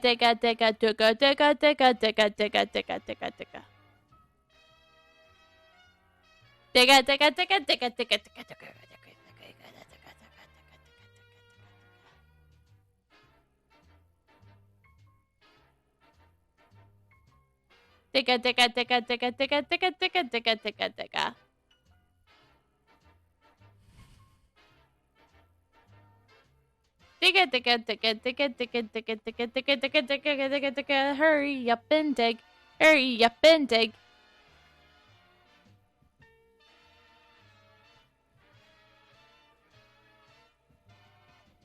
I thought I digged you out. Digga.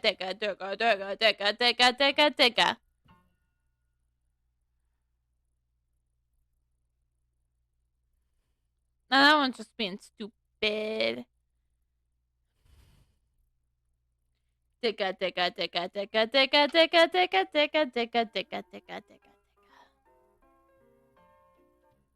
We did all the things that did.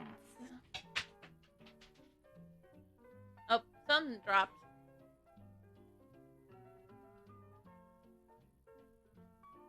I can get it. Come up here. Okay, I have a little fear. Only slightly a little bit of fear.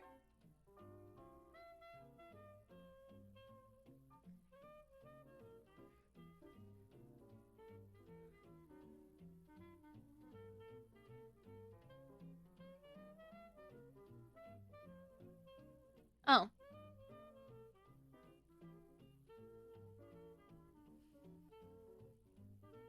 There we go.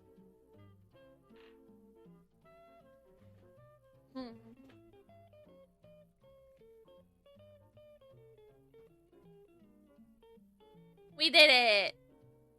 Thanks a million. You're welcome, I guess.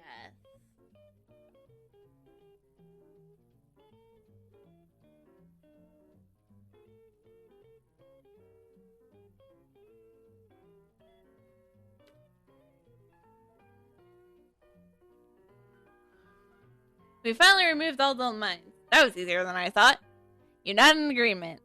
I didn't think there would be so many of them. How terrible. He turns to look at the disarmed mines. If we hadn't had your help, I don't know what would have happened. You notice a soldier standing next to Peter. Judging from the signature of the letter he's holding it, I would say it's a messenger from Carrick. Maybe there's an emergency. There's an emergency, slowly walking in Peter's direction. Carrick has fallen into a stalemate. He wishes you to immediately provide him reinforcements. I don't know what the issue is, but if Carrick doesn't receive reinforcements, he could lose the battle. Leave the search to us. You go and provide backup for Carrick. You're not in agreement, but you're still a bit worried about the search party.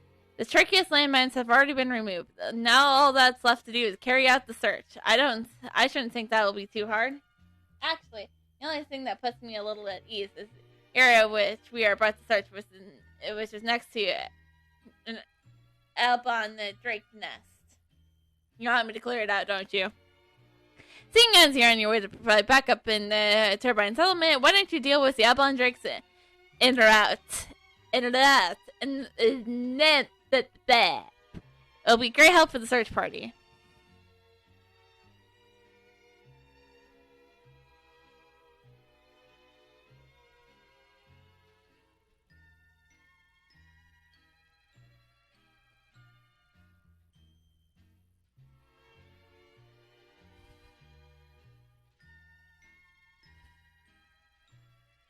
Oh, we already beat this thing.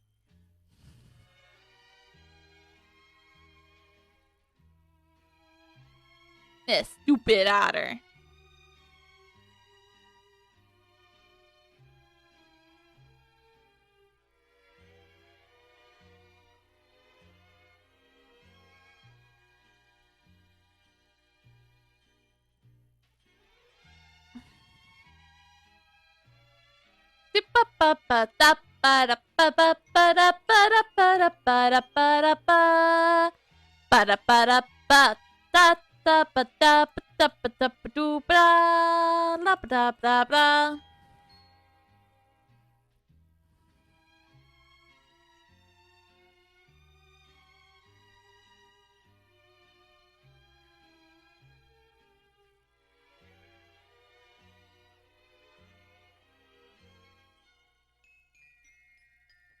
You confirmed the delivery of reinforcements to Carrick. Natavia, are you sure that the search party for the Scepter of Resurrection has come to an end? You updated him on the general situation. It looks like everything is going fairly smoothly. With you to deal with the Avalon Drakes, finding the Scepter should only be a question of time. In comprehension, we're struggling here. The Carrick gnomes are tougher than we expected. Now that we are locked in a stalemate, we have tried to break through several times, but it's no use. I have also noticed something strange. The wounds of the Carrick rooms have seemed to heal themselves. They're almost invincible. Invincible, you say? That's impossible. We used up most of our supplies in the previous battles, particularly our medical supplies. If the wounded are injured and are not treated, they only get worse. Our ability is to fight will quickly dwindle. I have sent my men to collect a few substitutes such as spotted skin and Lagana white eggs. But the battle here is becoming worse every day. But we're all concerned by the Karok gnomes. Nailed it! So I need someone to take this task. Can I rely on you for this mission? Spotted iguanas can be found outside the turbine settlement. You can't miss them. Iguana white eggs are attainable from spotted iguana eggs. Look for them in the bushes. Search carefully.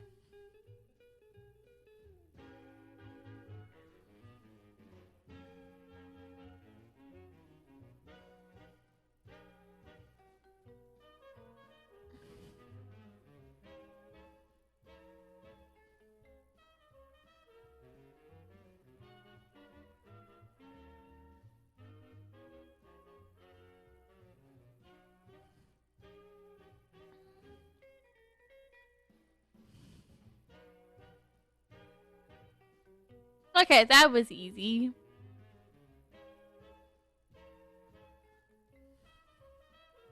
You hand the substitute medical supplies over to General Karek. Thank you. This should be plenty. I will put them to good use. He hands the materials to a soldier nearby. With these substitute, we should be able to keep fighting for a while. Now that we can turn our focus towards the Kakarot gnomes. As I mentioned, our biggest obstacle in this fight is the self-healing ability of the Kakarot gnomes. I personally seen wounds open myself and automatically heal in a matter of minutes. Monstrous creatures. If we continue to fight like this, victory will never be ours.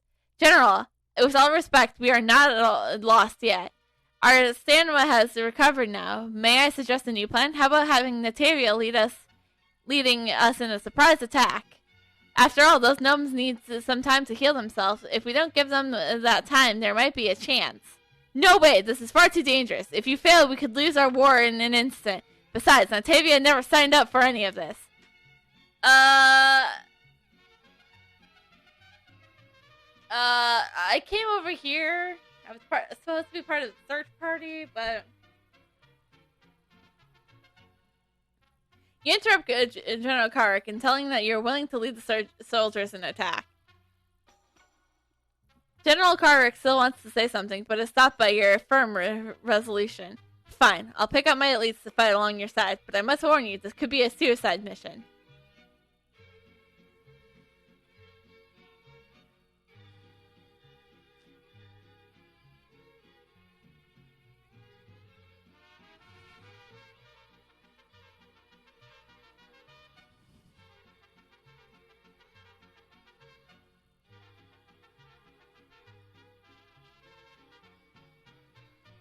Hey-ya!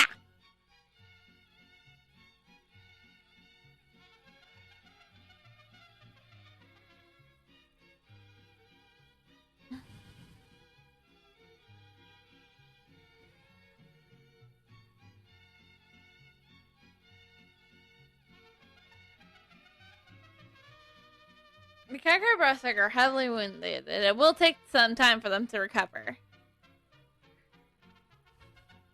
Lead the soldiers on an offensive while the Kakarot berserkers are wounded.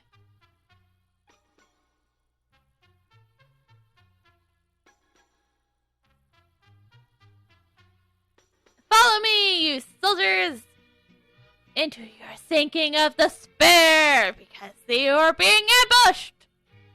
Oh no!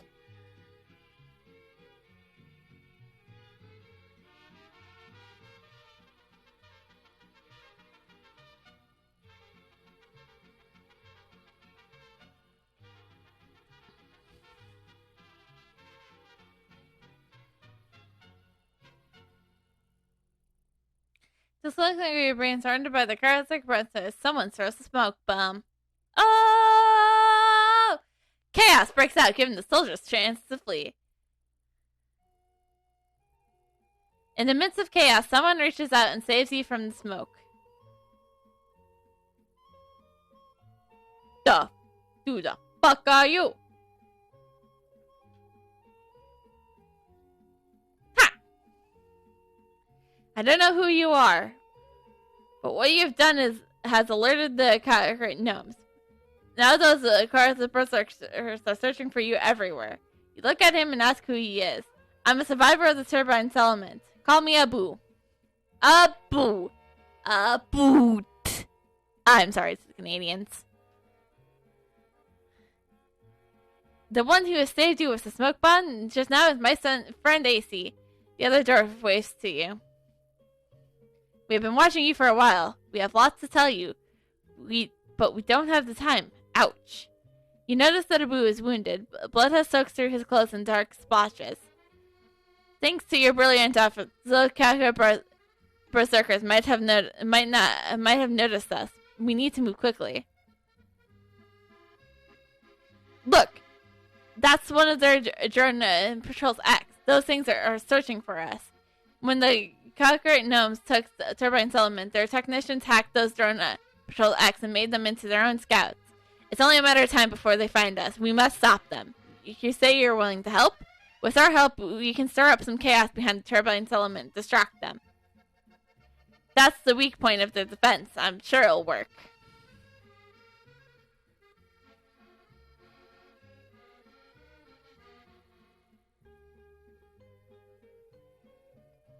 Yeah.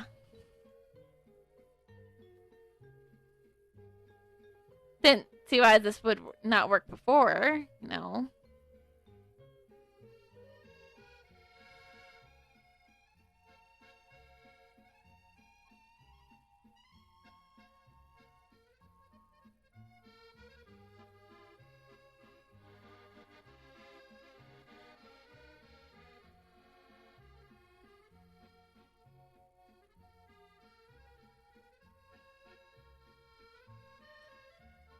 Oh, what? Oh, because he's on a roof? That's stupid. You actually have to physically go back to him? That's... Can I talk to you from there? Oh, yeah. I don't see many of those drone patrol X's here now. Did you take care of them? You tell them that the drone X and the Karka technicians have been eliminated. Since we have a bit more time now, let me think about what to do, so we can come up with a good strategy.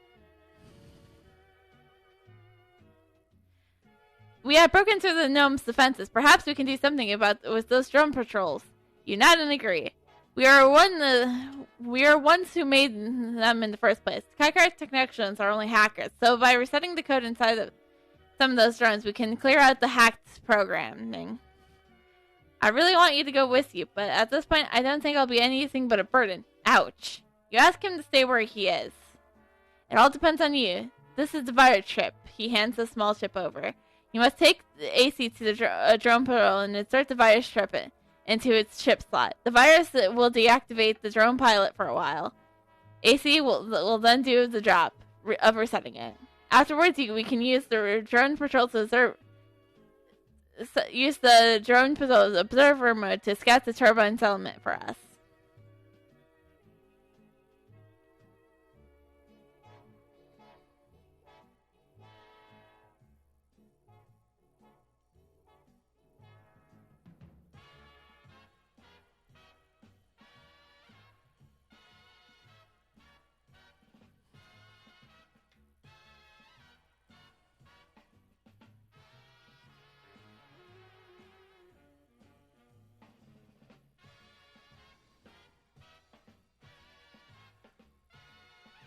Oh. Boom. Hurry up and do the work!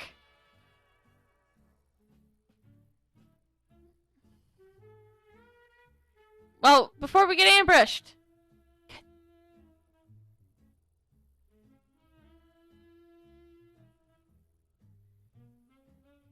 Why did they have to go on the roof? Why did they have to be like, no, we're gonna do?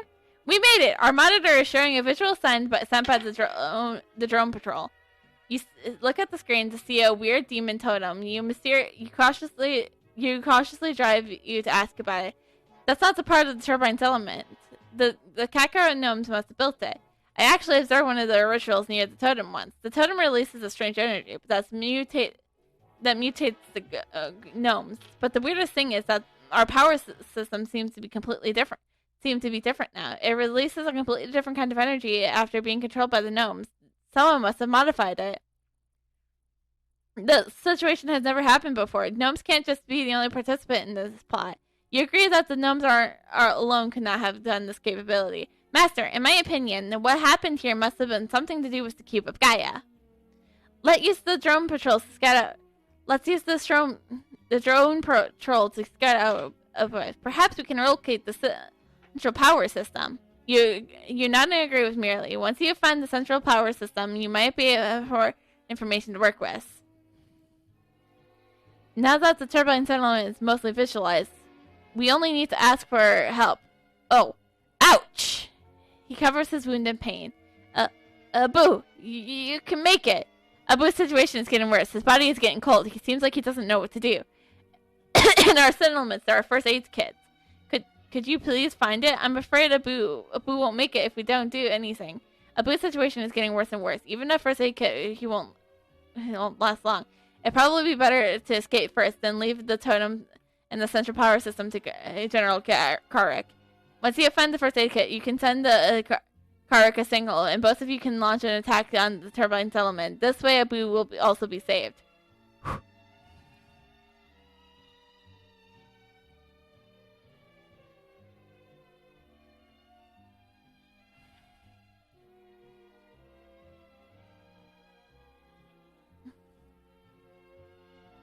Okay, first aid kit, first ride, let's go.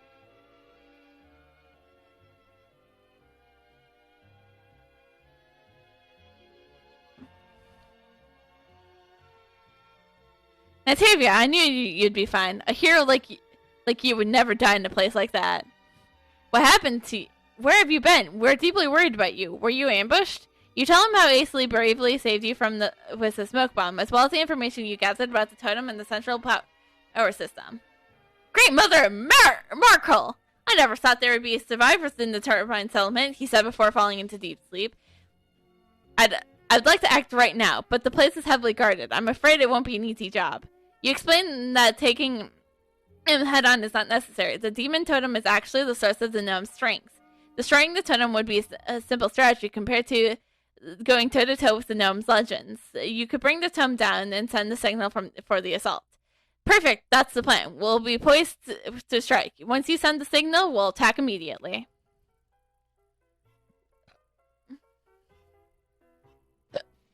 Abu!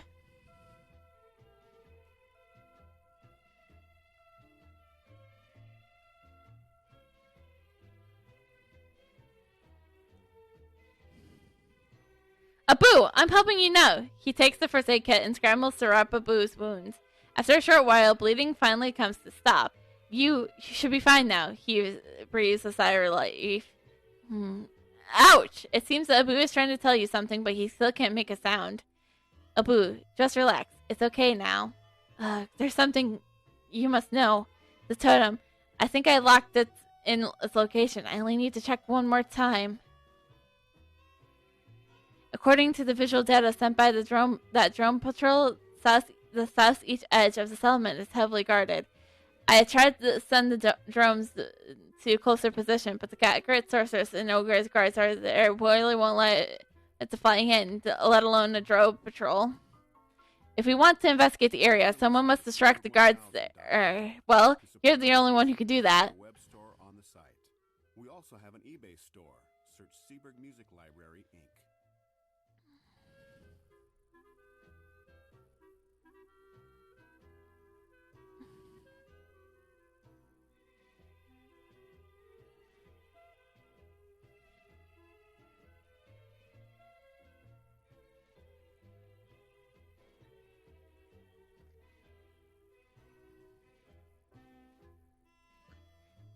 And easy enough. Boom. Boom. Natavia, good job. Our drone patrol is in position. You step closer and watch the video sent by the drone patrol. Now then, let's find out what's so important that they have protected us so well. The investigation was so successful, though we didn't find the central power system. We have confirmed the location of the totem. In addition, we have found the Kakarot chief as well. He is the commander of the Karok drones. If we defeat them, those zones will be nothing but... Oh, okay. You suggest that you divide the task. You'll take care of the Karok gnome trace and cause chaos, and Abu will seek help from General Karok. No problem. Though the Karok chief always has minions around, beware of them. And more health, please.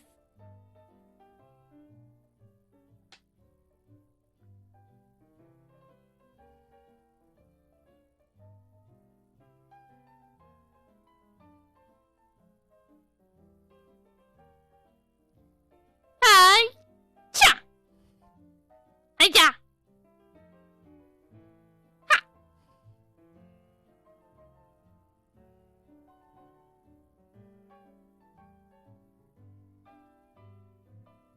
Okay, that was easy. You tell him that the Kakarot chief has been defeated. The Kakarot gnome shouldn't be much of a threat anymore. Once the totem is found, victory will be yours. What? You defeated the Kakarot chief? You're really a champion.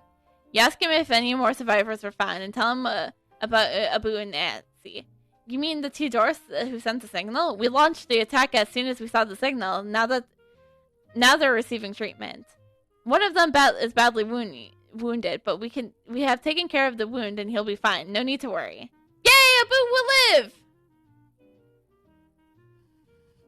The general has been notified about the Karak chief's defeat. Thanks to you, most of the settlement has been reclaimed. We're doing pretty well. Once the demon totem is destroyed, victory will be ours.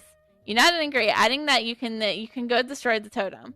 Great, Natavia, I have prepared a special torch which you can burn the totem down easily. He gives the torch to you. This special torch is designed for warfare. It can't be put out by wind. While we're eliminating the remaining gnomes, please slip it in behind and burn the totem down.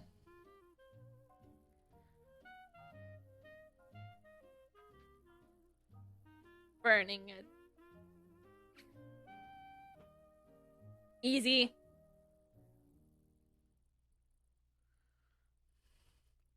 You tell Quincy that the demon totem has been burned down.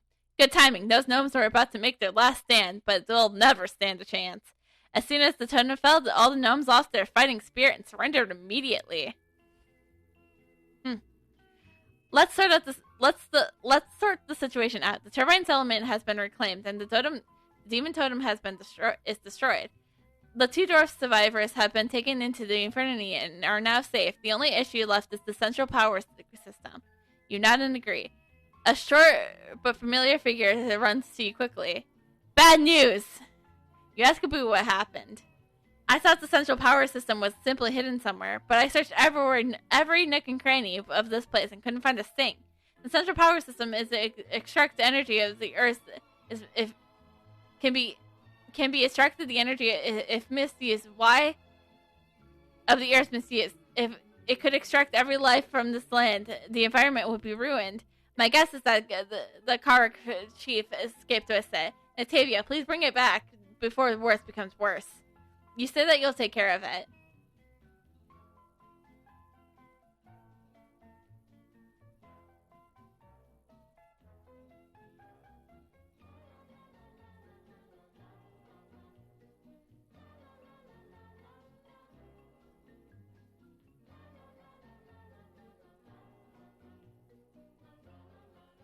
Ba ba ba ba da ba da bum.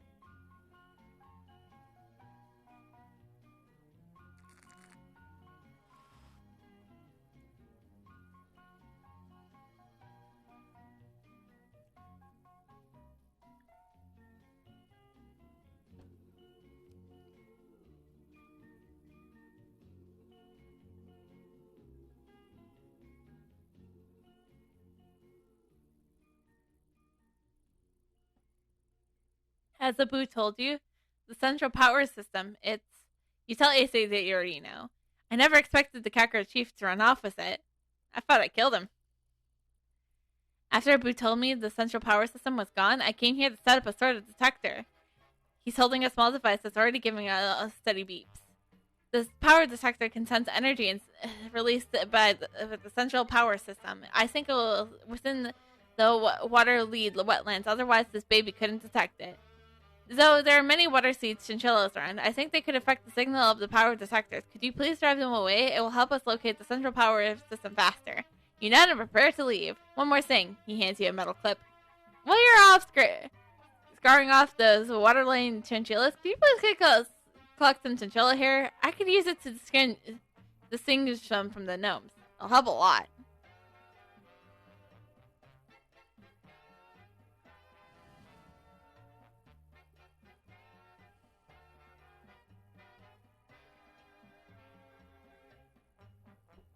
1 chinchilla hair. 2 chinchilla hair.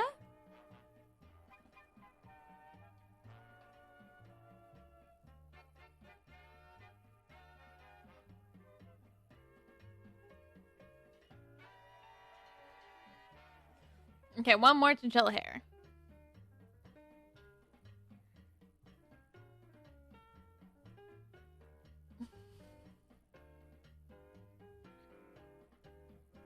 Okay, now we can just kill.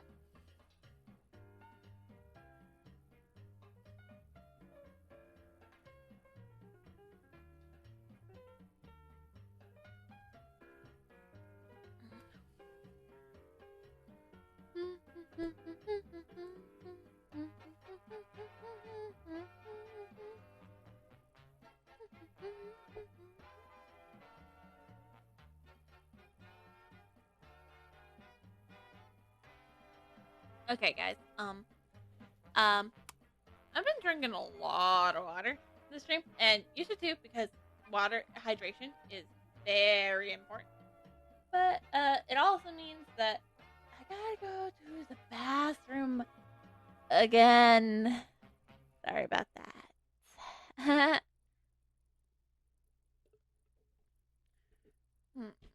Yeah.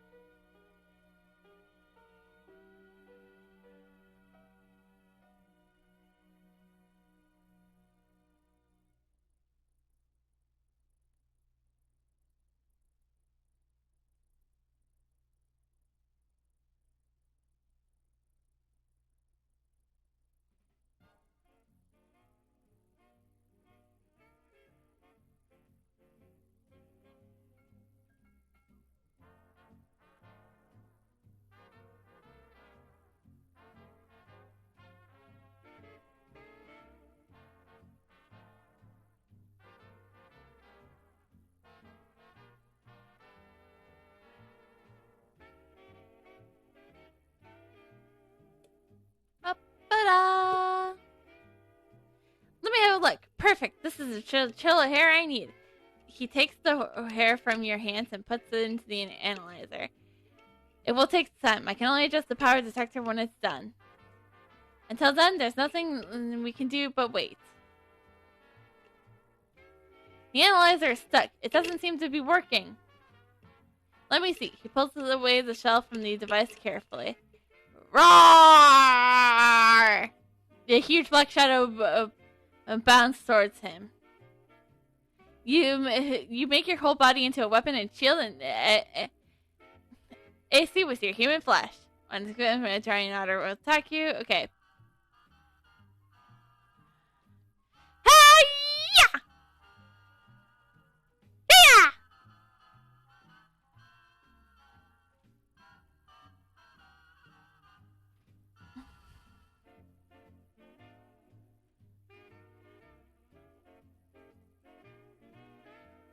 Nailed it. Isn't that an otter? How did it get so huge? You observe the giant otter carefully. Surprisingly, you can feel intense energy emitting from its body.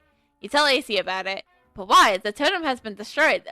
No other creature should have been affected. The cube of Gaia. Ah. To confirm my interaction, I'll analyze the raining energy from the gigantic otter. What I found, though, was something not of this world. I analyzed a few other biological traces, such as experiments as hair samples from the area. The result is several revealed that all the others had been affected. Could it be the Kark chief trying to infect every creature? How did he do that? That's so horrifying. Hearing Icy's words, you frown morosely. No matter what, we can't let these otters continue to infect the turbine settlement. Please eliminate any others you find. I will use this period of time to analyze the rest of the data. Let's see if you can. Let's see if I can find out where just the Kakara chief ran off to.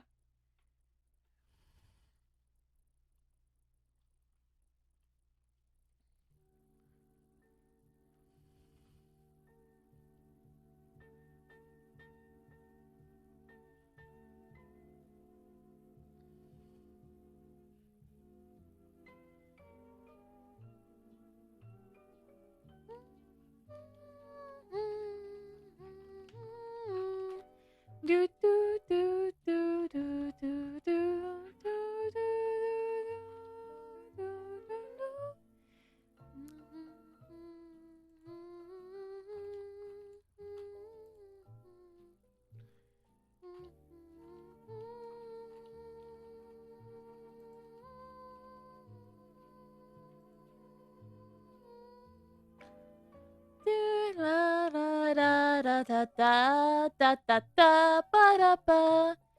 Tarnation, I have tried every frequency I can think of, but I just can't seem to locate them.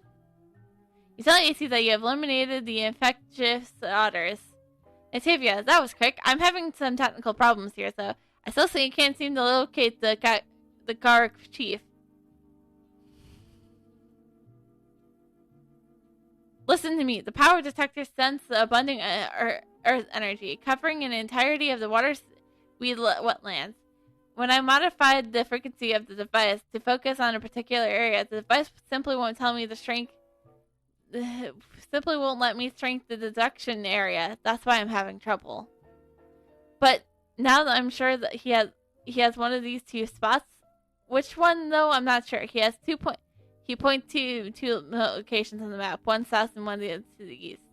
Rather than waste time here waiting to see if I can pinpoint it further, it would be easier to simply check them out for yourself. What do you say?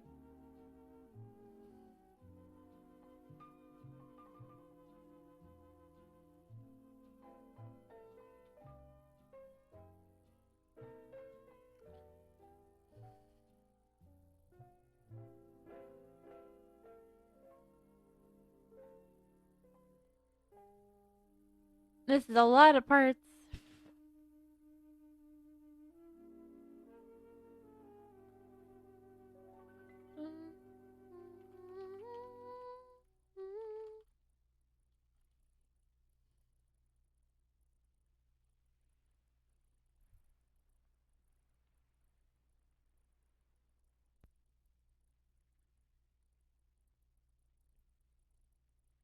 Oh.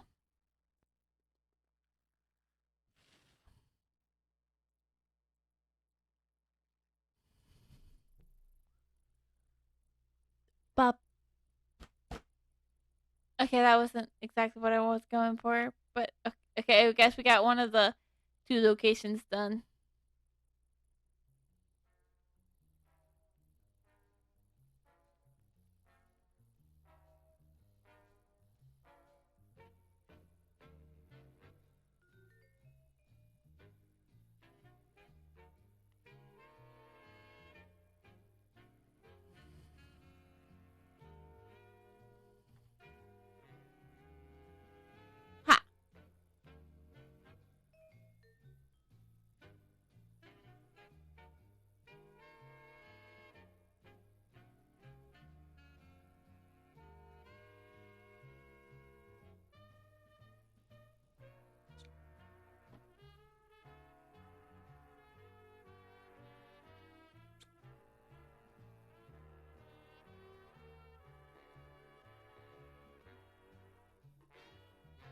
Tavia, what did you find? He asks you nervously.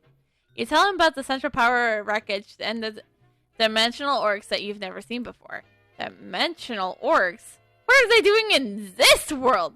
How could this? It must be the Korok chief. You don't think he's planning on... His face turns pale. You ask why he suddenly got the heebie-jeebies. I don't know what exactly the Korok chief wants, but apparently if we release the energy stored in the central power system, that explains why I can detect it everywhere.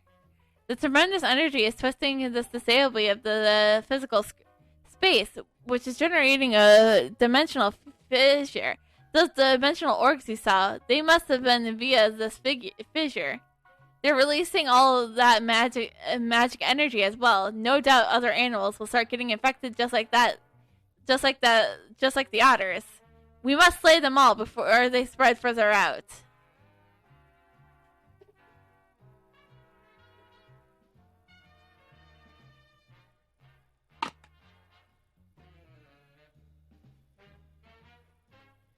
Orcs, man.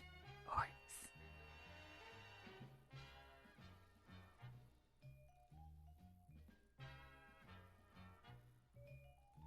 Let's do this. Da ba da ba da.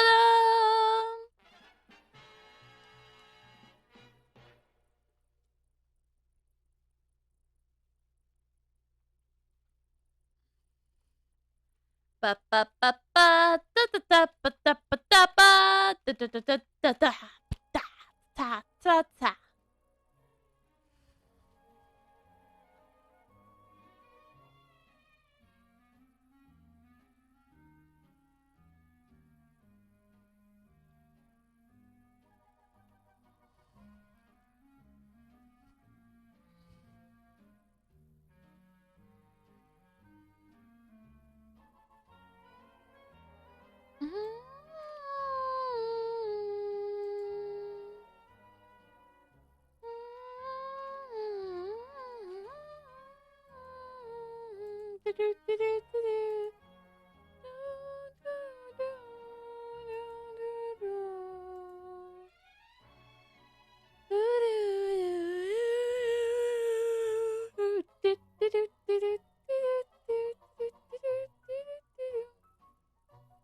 Tavia, have you slain all the dimensional orcs?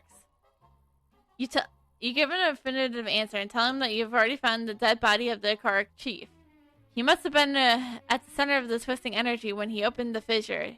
It was too much for his body. The dimensional fissure must be somewhere near. We must find a way to close it. The dimensional fissure must be closed, otherwise there are more monstrous creatures would reach our world. I modified the energy detector. If you bring me the dead body of the Korok chief, I should be able to locate the dimensional figure. But you must prepare. It's been quite a while since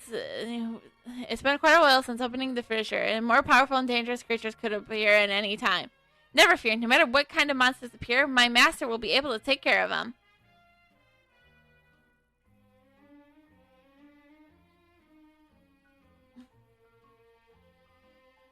Wow, thanks for the utmost confidence there. You merely? Yeah. Thanks for the confidence boost. It's exactly what we need.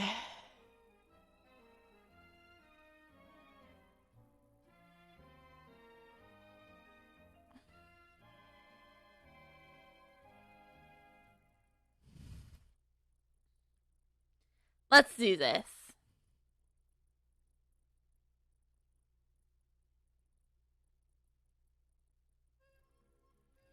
But we're now max. Is that max? Yeah, it's max. That's what Nova told me at least.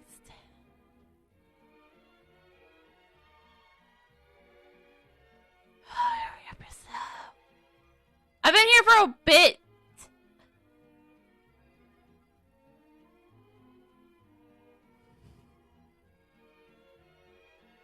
Also, boom.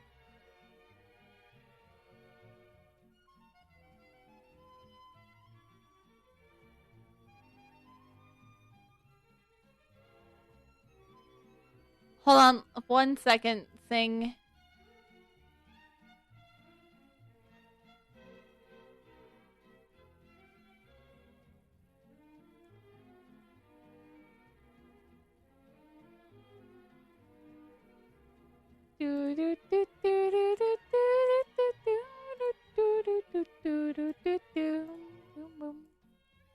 we go. That should be good. Ha!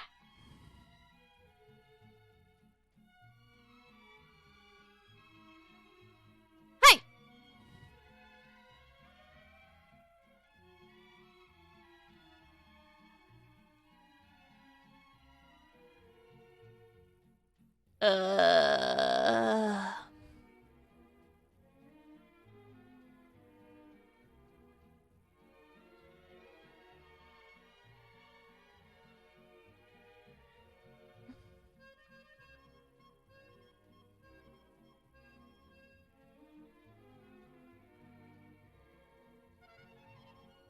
Funny. I mean, yeah, there are moments of comedy, you know, moments that make me laugh, but I wouldn't really say this is like a funny game. It's a game I really enjoy.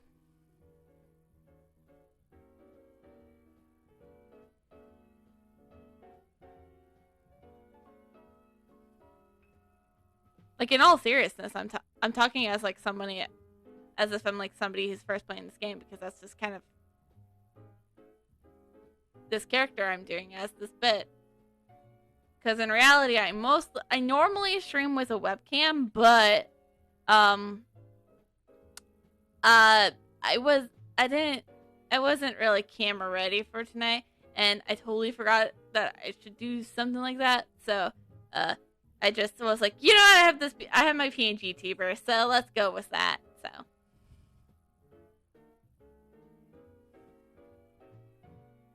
surprised you look at Victoria. Oh no, I am not. I have 6 other characters. I definitely don't have a character who's maxed out, but I do have a character who is 13. So, like, if you do AK, you'll see like the levels of my characters. Except for I have not updated that in like a month. So no, because if I was a beginner, I would have put the first playthrough tag in the tags. Because I'm really good at remembering to update tags before going live and stuff. But this is my first time actually like paying attention to the story, so no, 7 characters in, finally paying attention to the story, you know. Oh. I'm playing on PC. I'm playing on the UK. Or Kingdom, I believe, is only on PC and mobile, and I do play a PC mainly because I have tried out the mobile version once before, and I just didn't like it. Okay, it was. Yes, I play on the official server. I play on the official US server, so.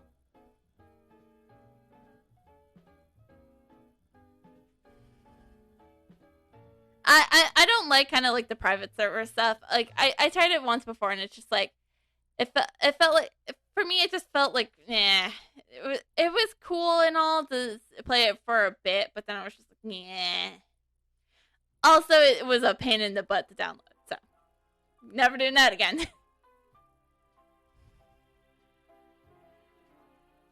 You tell her that you are fine. Great, I've been searching for you. I got that report from General Karek. We're lucky we have made it in time. Confused, you turned to look at Puckett, who is standing next to Victoria. You want to know what happened? After you left, Pierre and the others continued the search to the west and the south. Although they didn't find the scepter, they did find the cabin of antiques. After a thorough investigation, Pierre realized that the cabin was an antique marketplace. He told me that I would have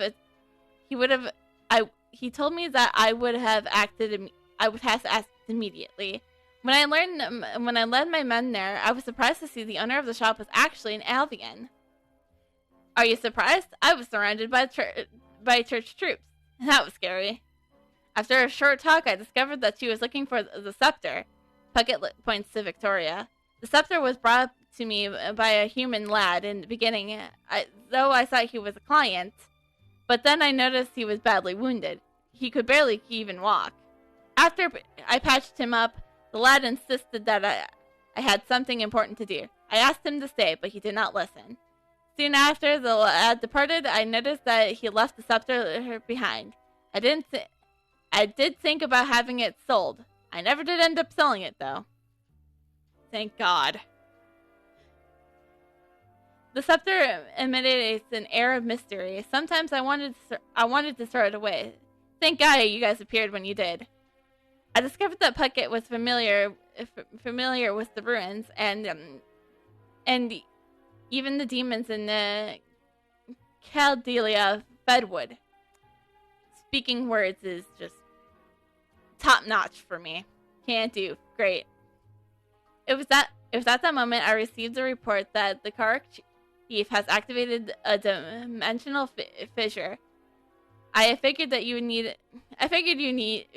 assistance, so I came as fast as I could. As for Puckett, he insisted on coming and helping. When he heard your name, we couldn't say no.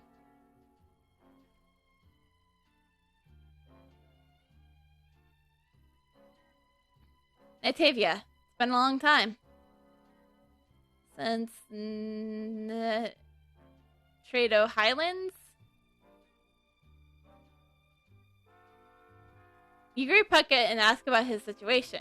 After leaving the Highlands, I've been wandering and ended up in this wetland.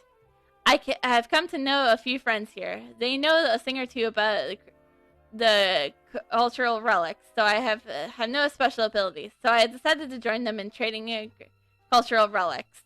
That's why our progress on the village has rebuilt since then. I have been excavating around there. You can say I'm quite familiar with this area. Who would have thought the demons would have picked this place too? They have even planned to building a base here. How unfortunate. I have marked all the routes I know on the map that I gave to Victoria. The only thing missing is the forest behind the ruins. Forest? You asked about the forest he mentioned. What kind of place it is exactly? It's called Adia Fedwood. It's an evil aura coming from it. It's not just us. Even the normal creatures will not enter it. Every time we go near it, it feels like someone is watching us. It's quite unbearable. Speaking of that, I hid some tools near the small house. There are maps of the area surrounding the forest. It is my bread and butter, after all. It would be great if you can retrieve it for me. I'm sure that the map will be a great help.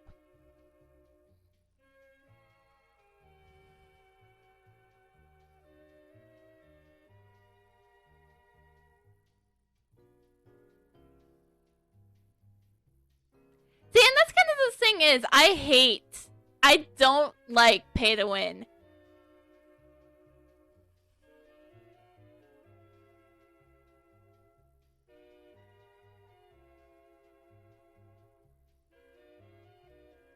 But I find myself, like, if I just put in enough effort, I can eventually just grow stronger and stronger.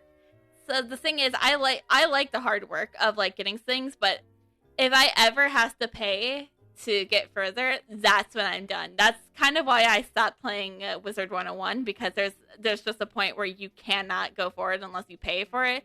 And I was just like, yep, nope, and I was out. But and it's always the thing too. It's just like I like working hard and hard for my stuff. And it maybe seem like hard, and it seems like you might have to pay, but in reality, you don't really have to pay. For me, and what I really found is like the only thing if you're gonna pay money for it's for your costumes and stuff. So, and most of that stuff I work hard to get gold and just buy it off the auction house.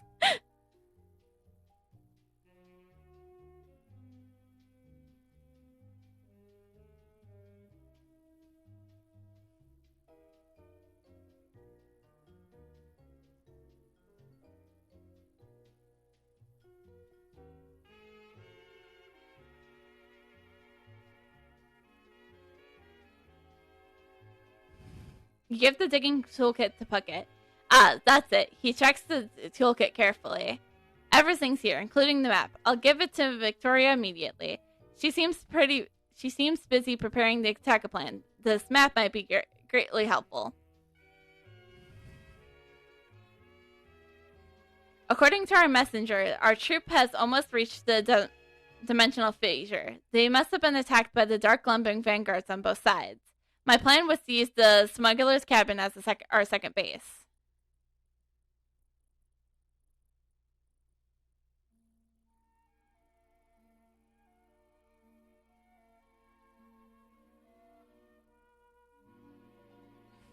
I mean, that is true, but personally for me, I'm getting just fine with stuff too. Like I said, for me, it's just a lot of repetitiveness, and it's just like, it gets boring sometimes. That's why I haven't been leveling up my main character, who is S level 13. It's just, it's so much effort, and it's like, and I'm like the only one, and I'm the only person I really know who still plays this game, so it's like, finding people to dungeon run with isn't the easiest thing, because I have to wait for recruitment stuff, and it's just like, that's a pain in the butt. Yeah, and then if my friends do come back to play, yeah, it has to dip down to their levels, because they're not S13. They don't have access to the S5, the S10 dungeons, you know.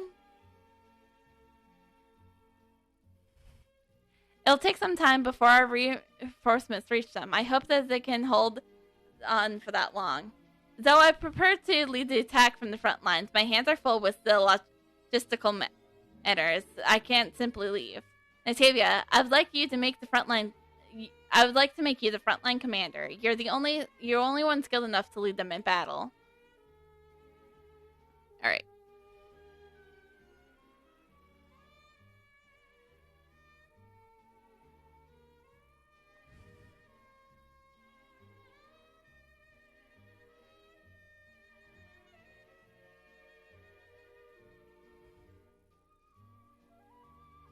This should be easy enough a bit.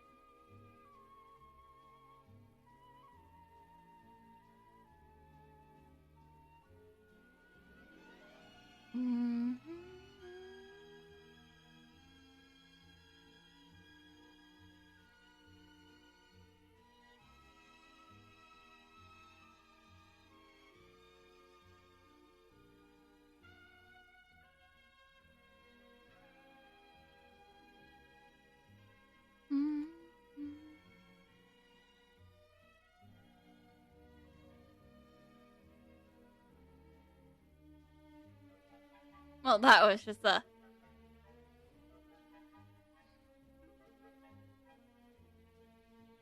That's fine. You tell Sticky that you're the reinforcements. Finally, someone's here. I'll explain the current situation. Our supply route is under heavy fire. Those Dark Lembon Vargars have assaulted our supply route several times.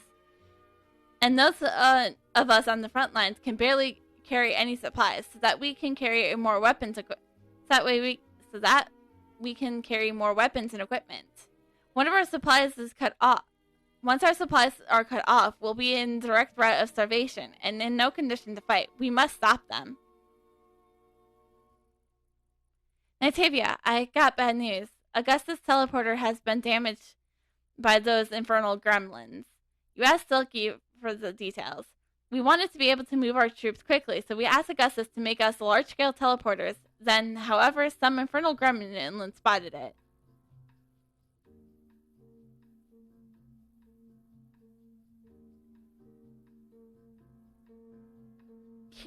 Here's the thing, and that's true. It's like, yeah, I understand I'm female, but here's the thing. It's like, yes, definitely, yeah.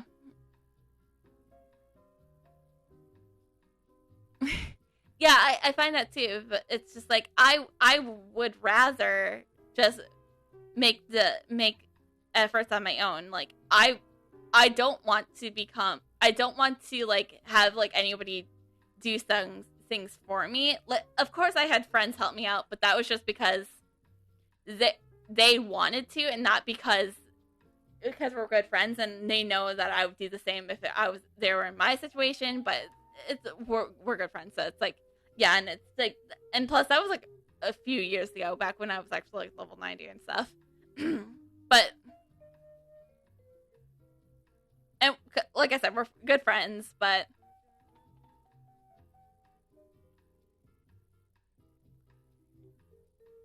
And plus, I would also, if I like people wanted to really like scope me out, it's like I hardly spend any time in Nevaeh. I'm always off doing something.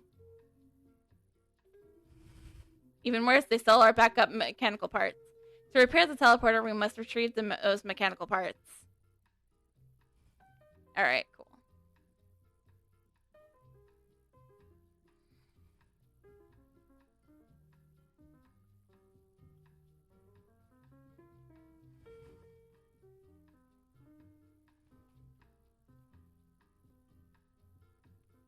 This is really easy.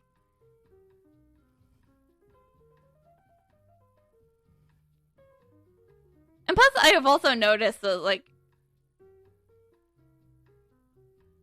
even the developers care more about the girls, because if you look at like all the costumes and stuff we have, like how many more costume pieces do we have for women than the men? And I would even refer back to even the chibis, but then again, the chibis are a newer race, and it's just like with how much.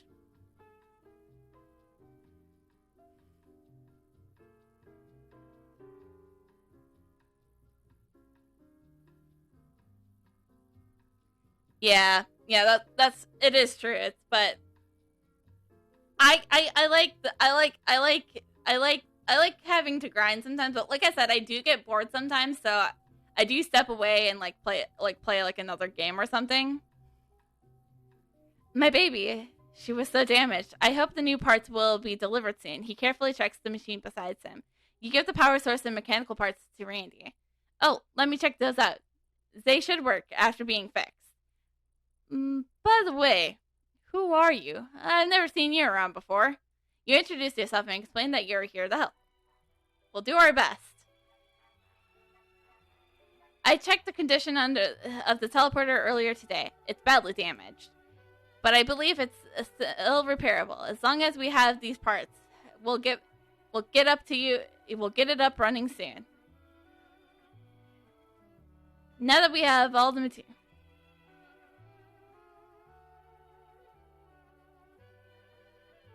Yes. Oh, thank you so much for the follow. So yeah, I do agree too, because like the amount of times I just look through the costume pieces and it's like, I was just like, wow, I was noticing that too, and it's just like, yeah, I know, like I have a chibi that was just because like as soon as I could, I made a star caller character because I wanted to test out the new class. That was the one case where I couldn't do it day one of the patch coming out, but I did that with the Whipmaster, and I really like the Whipmaster, even though I don't play as my Whipmaster my character anymore. That's the thing too, with like all costumes too, it all goes a matter of taste. Like, I know some people like really heavily I have people being like, wow, your character looks so ugly, but I was like, no, she looks adorable, you know? And that's not just that's not on this character, because I really don't play this character off of this. I don't play this stream off of. I don't really play as this character off camera unless if it's just to do side quests, because like I need to like level up a bit or something. So now that we have all the materials, we can start immediately. I simply worry that the infernal gremlins may attack us again while we're repairing the teleporter. While you're out collecting the parts, we assembled some of the machine gun turrets, but we need someone to set them up. You say you'll be glad to help. I'll leave it to you then. Don't worry, it's a simple task. We've improvised the turrets. We've provided the turrets. All you need to do is bring them close to the teleporter and activate the devices. They'll start working automatically.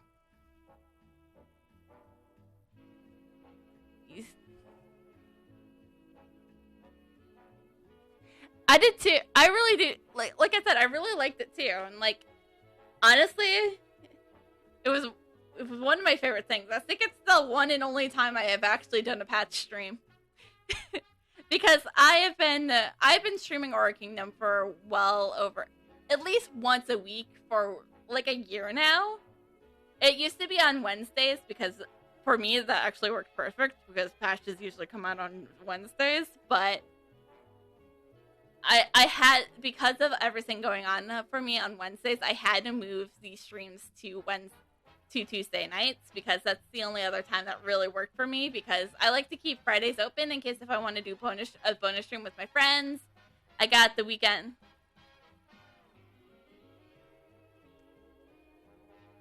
Yeah, I'll say this, really. Gunslinger isn't my favorite. Definitely has got to go. One of my favorites is definitely, I like, because here's my thing. I don't really typically like DPS. I usually am more like tank and support. So my Guardian and my Bard are my two favorite characters I have. So that was really fast. You didn't have any trouble setting up the turrets, right? You tell Randy that the turrets are in position. Well, we'll handle the rest. I promise the teleporter will be fully repaired soon. Ministry really loves company. What do I do now? You ask Randy what's wrong. I thought those turrets were enough to keep the infernal gremlins away. At first, they retreated pretty quickly, but after a couple failed attempts, I thought they wouldn't try again. But now we got frenzy ogres up in the wazoo. Fun things to say. Wazoo. Those frenzied ogres are well organized. If they're in a frenzy, how are they well organized? That's strange. Yeah, but I respect it. They seem to be forming a defensive line. At this rate, unless we act now, we'll never be able to take those things out, even with reinforcements. What about striking them before they fully repair? Grimolas. I don't do words well. Okay, it's a saying. Tactics might be a good choice. It will buy us some time.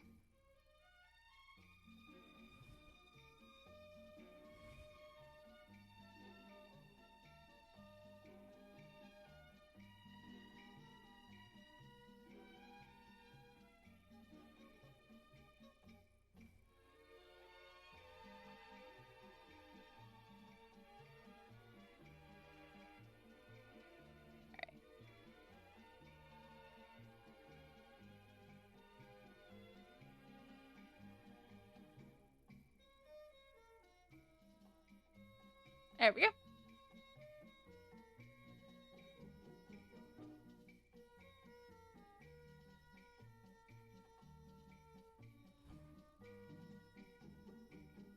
Yeah, here's the thing. Yeah, like I said, I've been playing the game for 4 years actually, and this is my 7th character, and I have for once now just finally decided I'm gonna pay attention to the story.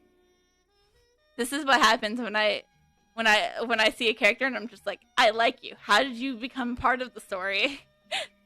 And that question was Pick a Peaks with Vaughn. Woo! I am weird. Natavia, you have done well. Watching those ogres run around like that, it was really hilarious. You asked Grandy how the repairs are going on the teleportation device. The teleportation device is already fully repaired. It is good as new, fit to go. We have you to thank for that. Alright, cool. The teleportation device has already been activated. I radioed the engineers in the smuggler cabin to confirm that the teleportation device at both ends are connected. What's more, I can hear Victoria's voice on the other end of the line. Natavia, it's Victoria, it's Victoria here. Can you hear me? You say that you can hear her loud and clear. The teleportation device is now in operation. You should be able to use it to get back to the smuggler's camp. According to Puckett, the entrance of the demon's base and the Kadla forest are sealed. We need to remove that seal if we're going to clear them out. Use the teleportation device to come back here, and we'll set off once you're here.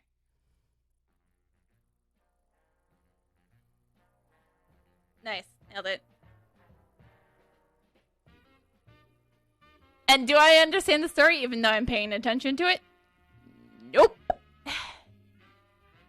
Also because I'm only doing like one area once a week, and it's just like I forget things.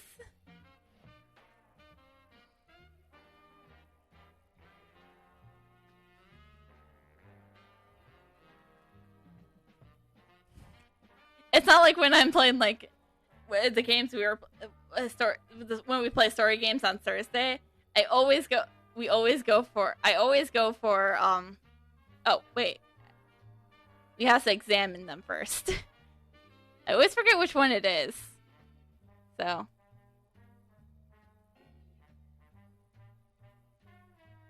examine the tree. You raise your head to look at the tree. Alright. And then we should head to the right. Okay, which way should we go? Pass to the right.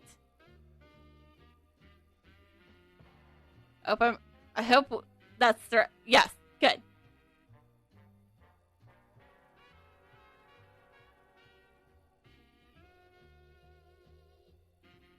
I forgot my move speed was faster than theirs. Fine.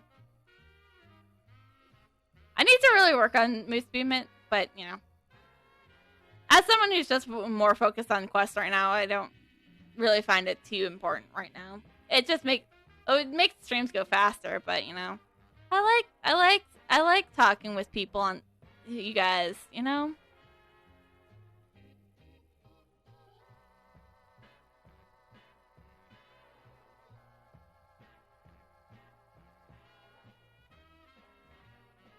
The group uses the portals to travel to the destination.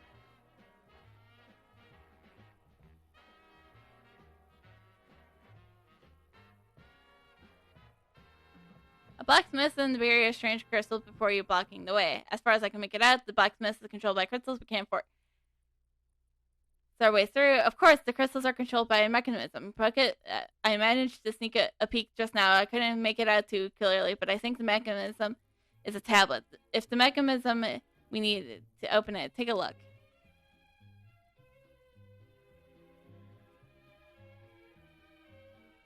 Oh no, that was the wrong switch, and then we summoned. Oh, of course.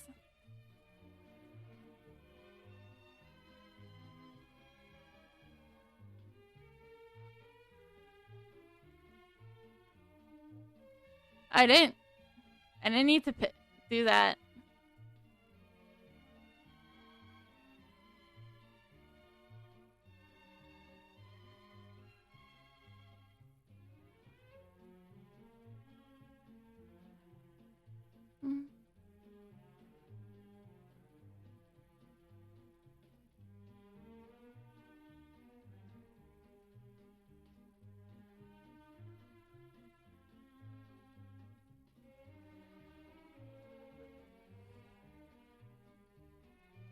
Alright.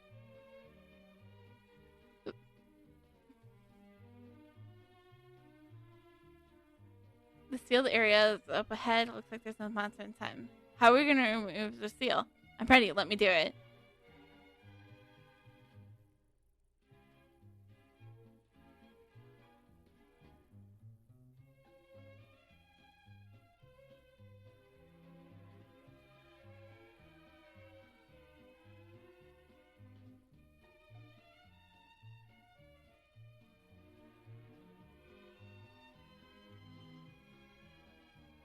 Alright, cool.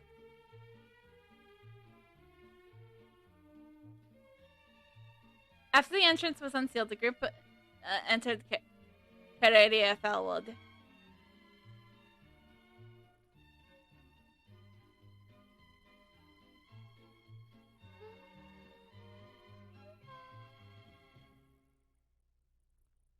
I never expected that I never expected that studies would come, that study would come in handy one day.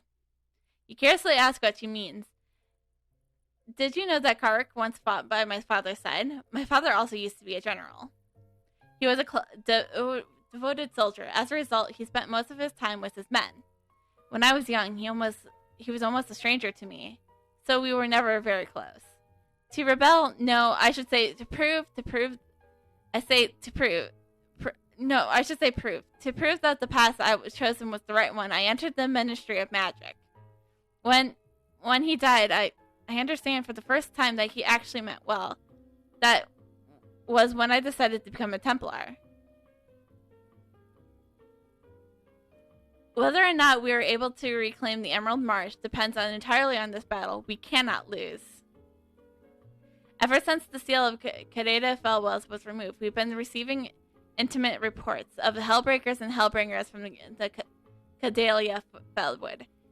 These hellish demons seem to be conducting a patrol at the perimeter, almost as they are setting up a line of defense. If we allow them to continue, our upcoming battle will be all more than difficult. We'll have lost our advantage. Natavia, before the army fully assembles, could you go out there and stir up a little ruckus and keep them from completing their defenses? I've already sent out several small platoons to cause some chaos using the guerrilla tactic. If you join them, they will be all more effective. Alright, easy enough. Okay. Oh wait, shoot. According to the news brought by one of our messengers, one of the monsters in Cadelia would have gotten a hold of some pretty terrifying weapons. Our normal equipment and shields won't last long against the weaponry like that. We'll have to adopt more of a hit-and-run strategy. In order to build a battle-worthy equipment, I'll need to collect fragments from their armors and samples. Even a few will do. Natavia, perhaps you could collect a few of these fragments when you're out giving them a pounding. Please take anything you find to the soldiers in the front line for analysis. They will be of great use in the future battles. Alright, that's easy. And boom! Max out at health.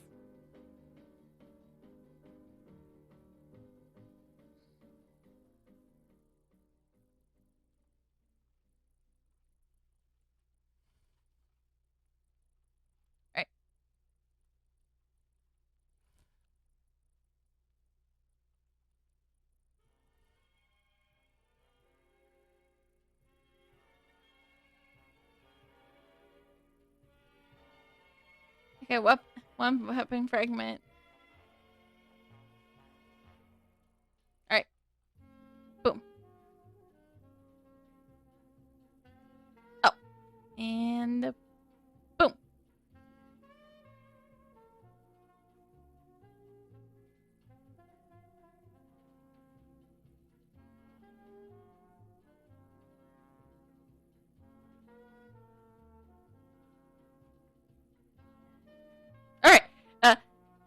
Run!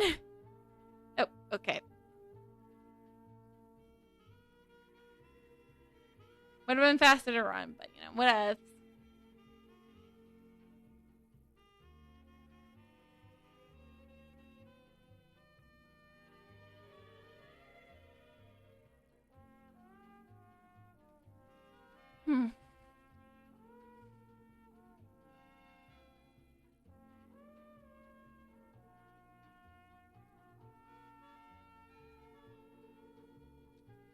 You rely what Victoria said to Silky and give her the collected fragments.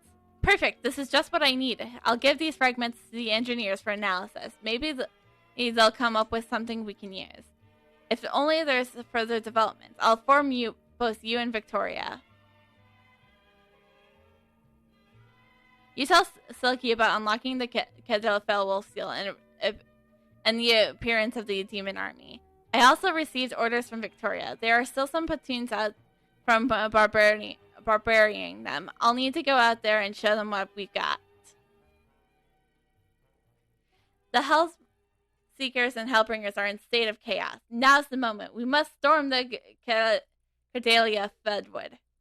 Once you're ready, use the teleportation device to return to the smuggler camp and report to Victoria. You nod your head in agreement and say that you are mentally prepared yourself for the assault. Pucka has been watching you from the sidelines. He walks over to you. Natavia, on this trip into the Cadeta Fellwood, you must be careful. I've been doing trade in the Marsh for a long, long time. I must have sold hundreds of ancient artifacts. I somehow feel that these demons are not new to the forest. They must have come here a long time ago. The ancient city of Cadeta Fellwood is their former residence, which means you're about to fight the enemy on their own territory. What more, they have the demon glutton on their side. With that kind of powers, things could turn sour real quickly. You must be careful.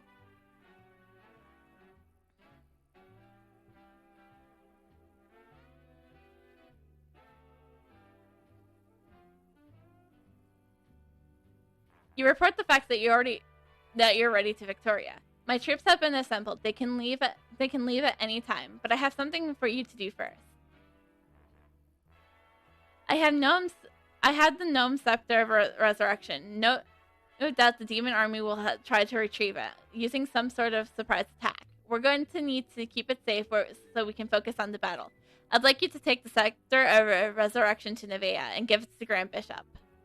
Natavia, here's the scepter of resurrection. Please deliver it to the Grand Bishop personally. Alright, let's go. Teleport. Make our job getting back to Nevaeh so much easier.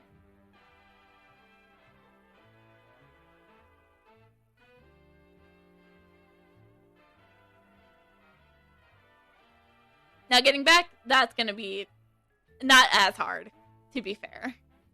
Waypoints are awesome.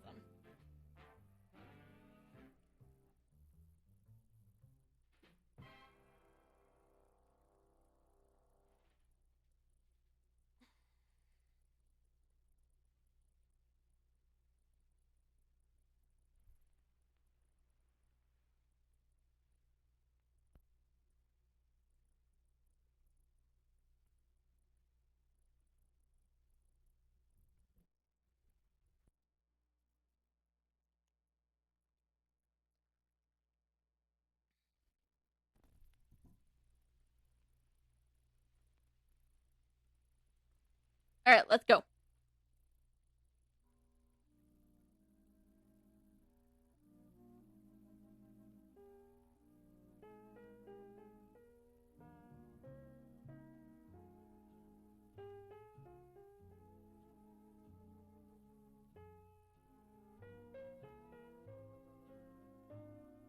Thank you for listening to Seaberg1000.com. Right.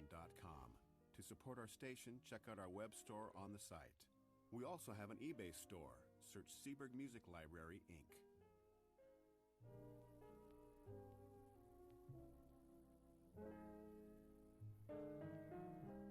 It is Dungeon 10. Soon. It will be Dungeon 10. And that pet, I'm really looking forward to. I always like doing dungeons, you know.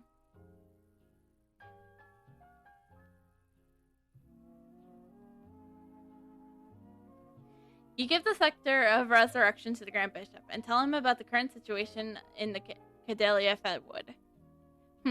I can feel a dark energy pulsating from the scepter. The Grand Bishop quietly holds the scepter. The scepter is no doubt the root of much evil and calamity. So long as it's around, men of relentless ambition will try to steal it. This object cannot fall into the wrong hands. It should forever entranced in darkness. We certainly can't expect Victoria to be able to handle everything in Cadelia Fellwood on her own. The Demon Glutton has their united with the Demon Army. Their strengths have reached tremendous heights. I sent a messenger to request backup from Garrick. If you contribute your strengths, I'm sure that it will all be well. You say that you'll do your utmost to help Victoria. You request that he puts his mind at ease and tell him that the Demon Glutton and his army will soon be nothing more than a memory. Alright!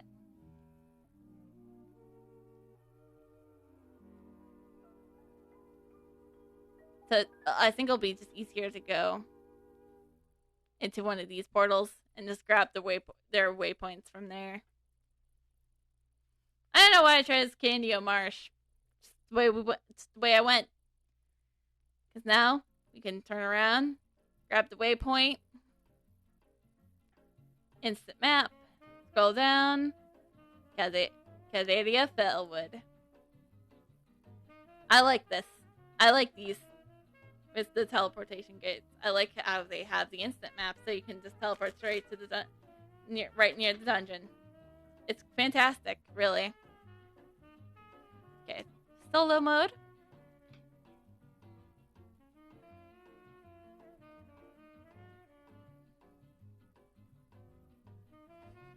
It's no time to chit chat. We must run and fight. Because it's the best part of things.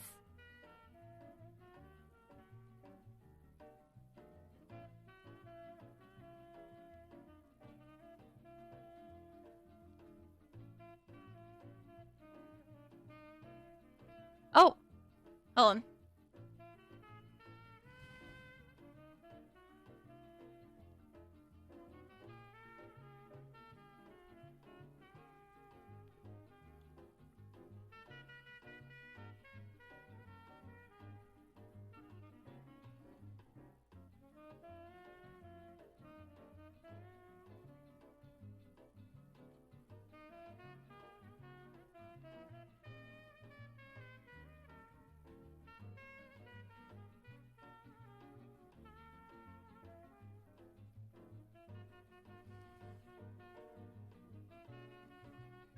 I know it's probably not necessary that I beat everything, but I wanted to, so don't judge too hard.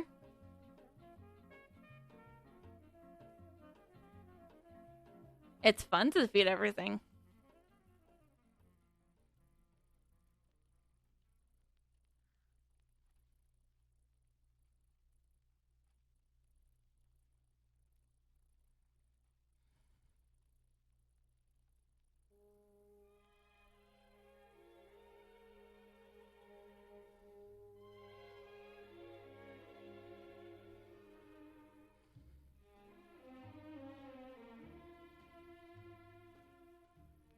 There we go.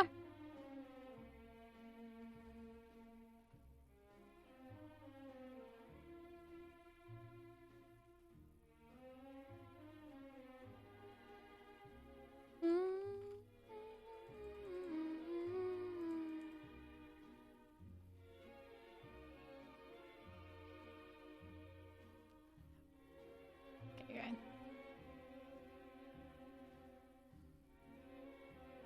All right.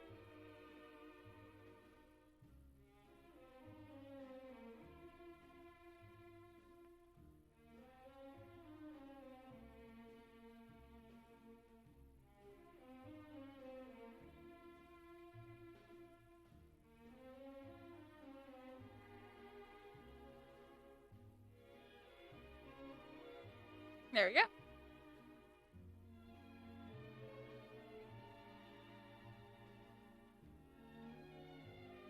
Nope.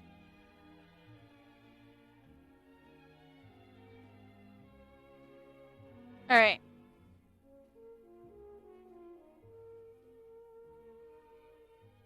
It's also very important to make sure you do take the quests, because I am definitely guilty of I am truly 100% guilty of running through a whole dungeon, forgetting that I'm doing the quest line and have to do the whole dungeon again because I can't, because the bosses don't respawn.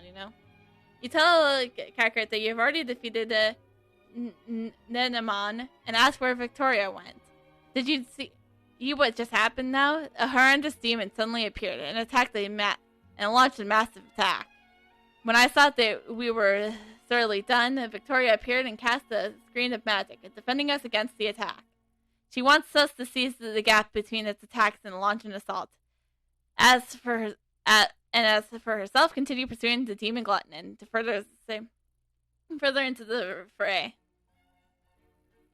Natavia, it looks like the battle here won't be over anytime soon. I should stay here in command post. I'll leave you in charge of catching up with Victoria. You nod your head in agreement and promise to catch up with her. Although Victoria won't admit it, her temper and unwillingness to lose make her exactly like her father. She is willing to do anything for her people and her men. And if the road ahead was dangerous, she still marches on. Although her father was successful in protecting him what he loved, he sacrificed himself in the progress. I can't let the same thing happen twice. Please take my place and fight by Victoria's side.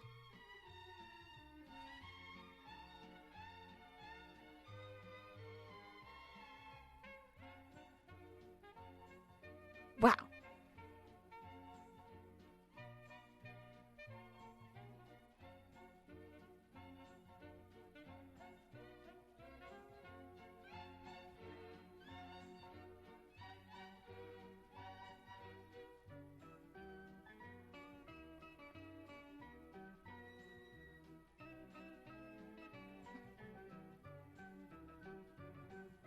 Ah.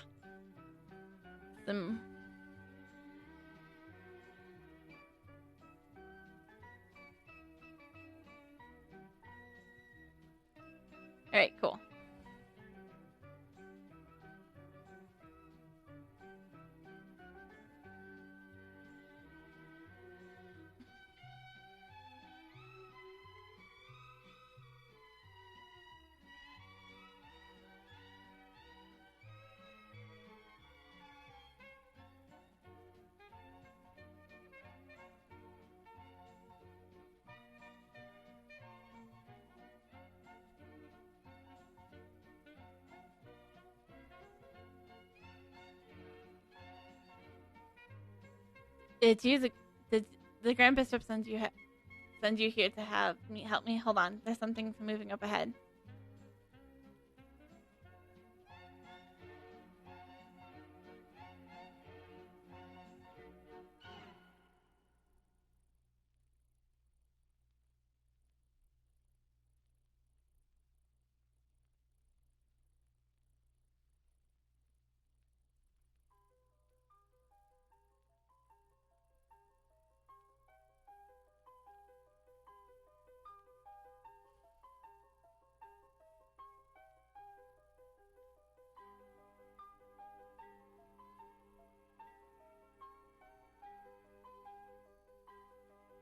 And boom!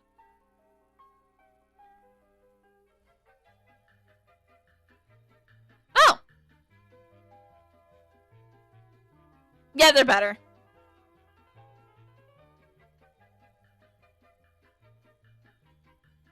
And plus the ones we got are storms, so, you know, fits the build better.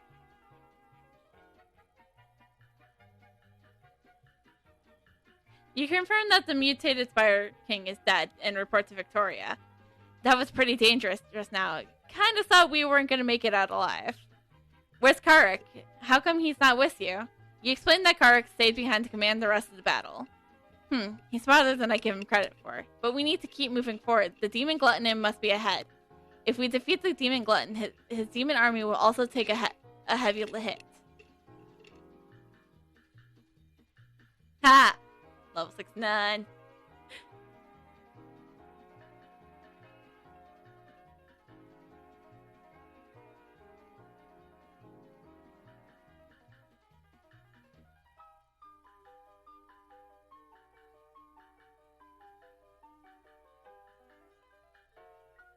I'm missing that one.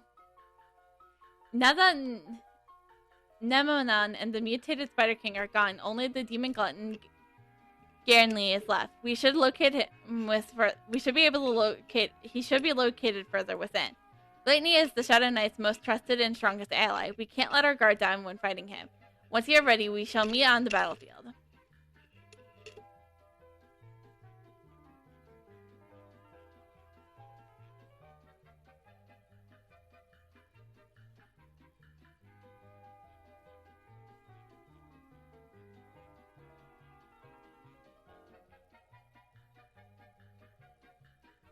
Oh, I was too busy with other things.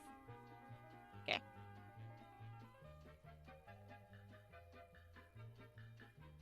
Where the heck am I going? Things are confusing.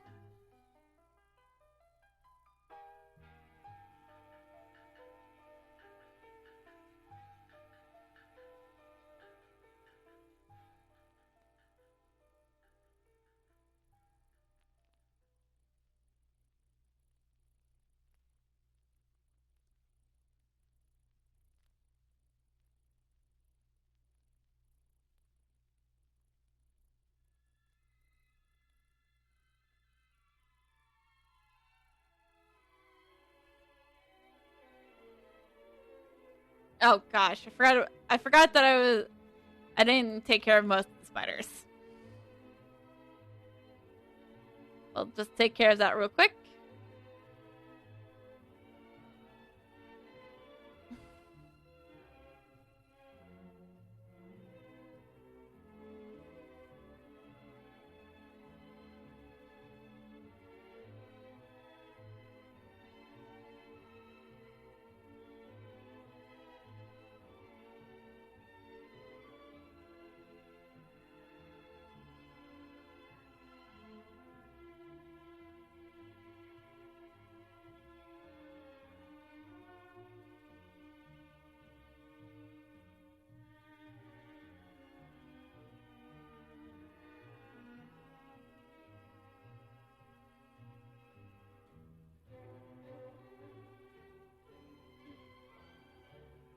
Oh wow, I'm almost out of potions here.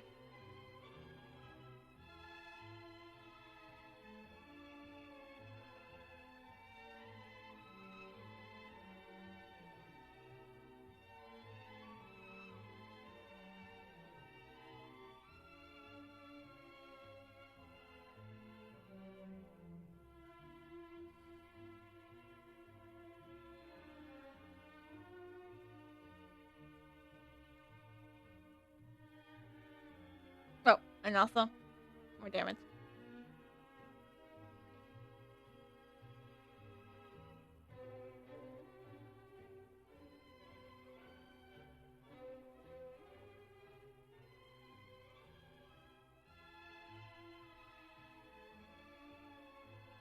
Didn't know why I did it that way, but I did.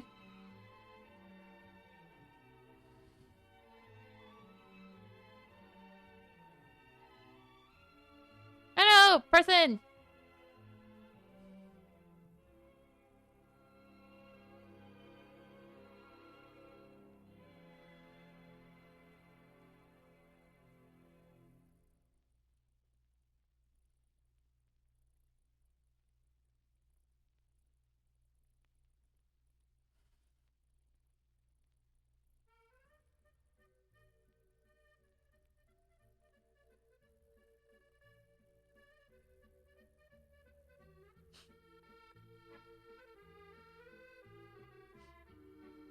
No. Oh. Eh.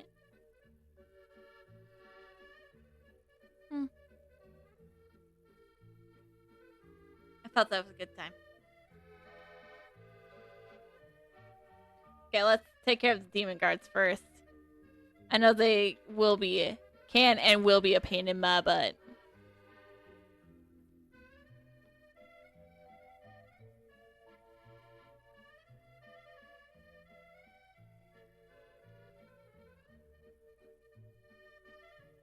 Or maybe they won't.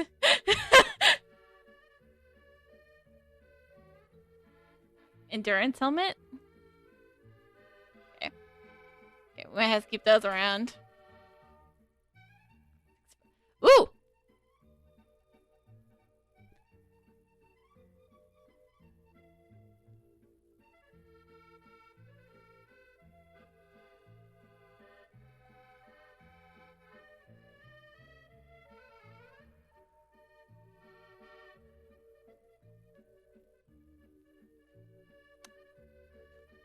You stare back, taken back at Victoria as she stands in front of you. Natavia, I'm fine. I knew what I was going up against, so I was mentally prepared. When the boulder fell, I managed to dodge out of the way and hid myself under cover under the dust. My original plan was for Glennie to believe that I was dead so that he would lower his defenses. This would have given me a leeway to attack and take him out. But you did very well, Nightavia. You exceeded my expectations. Even without my help, you were strong enough to beat him. Without you, we would never been able to get gotten this far, let alone be able to defeat Gainley.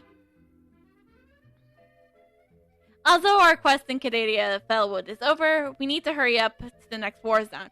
I'll leave it to you to deliver the news of our victory to the Grand Bishop. You promised to inform the Grand Bishop.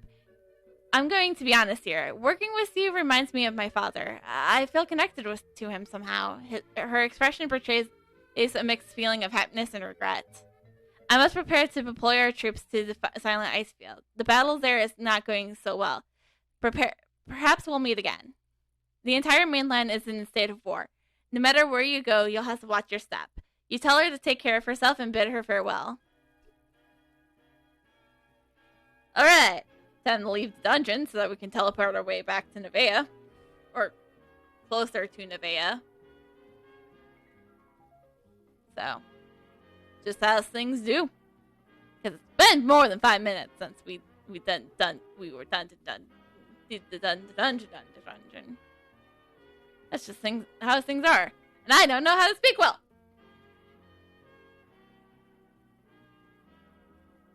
How things are.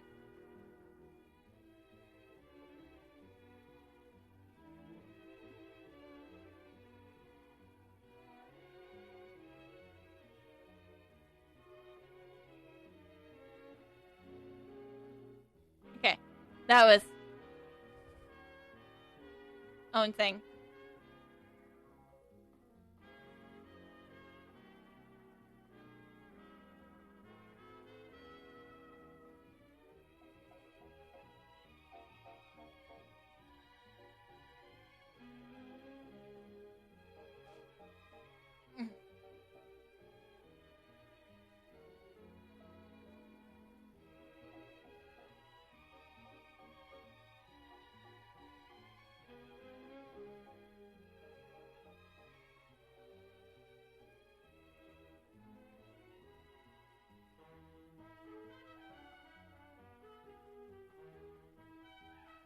Alright. I know we were only here like a half an hour ago. Sir Grand Bishop, sir. But we have defeated the demon glutton. But later on, we'll have to defeat gluttony. It's confusing, but that's the way the story goes. I wonder if we'll get the other 7 deadly things. I have to make those runes, because I only have the rune of gluttony. Wow, I'm a ruckin' for gluttony. Ha! Lol. I also do like to eat, so I guess gluttony is kind of my thing, so.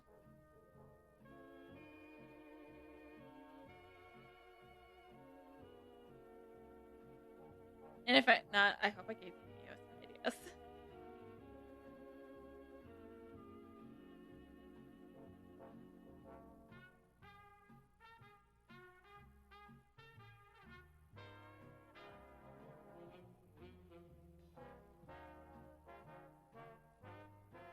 You report the events of Kidada Fellow to the Grand Bishop.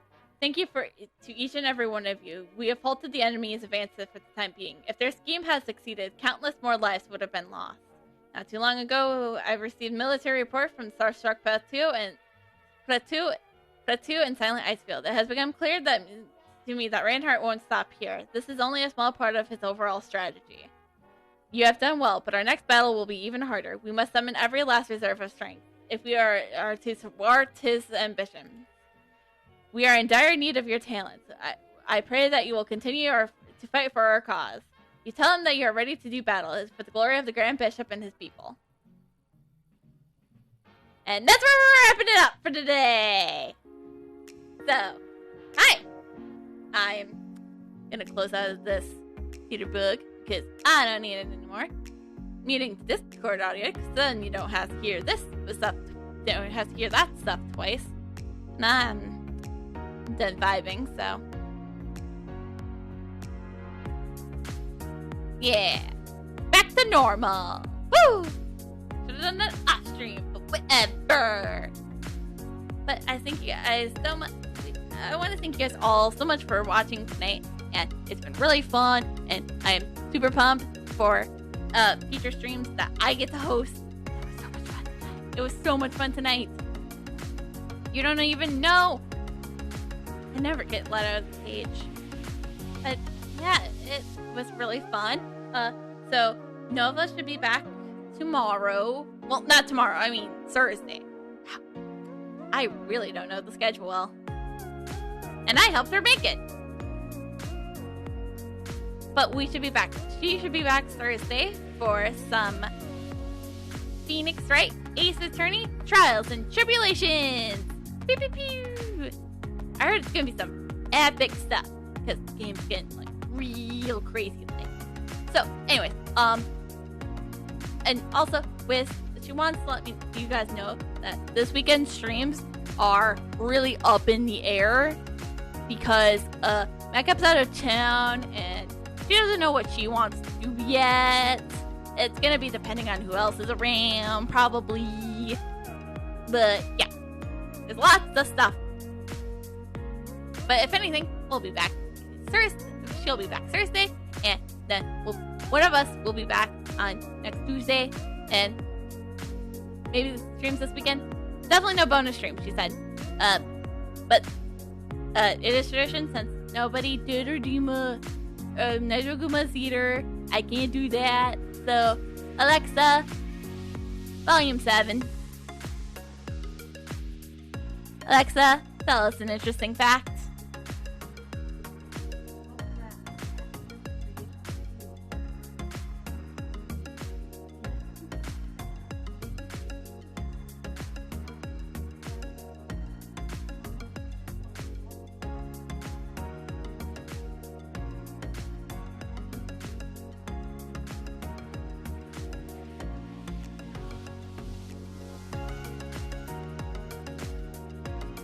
Well, there's our interesting fact about bubble wrap. So, also, you guys saw The Office in full glory, my CEO office, and I really appreciate all the people who have donated their their money to it. I was gonna upgrade the studio, but I was just like, I need an office. So I did that instead. But I promise you, all further rent payments will go to upgrading the studio. Potentially. I mean, technically I did upgrade the studio. I had it in an office. Anyways, that's all. Actually, Nova's reminding me that I should find somebody to raid.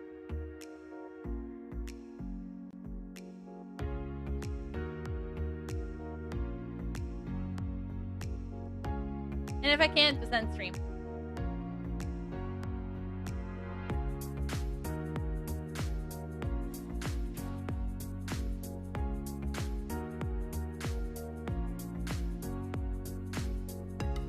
Ooh, we got somebody. Oh man.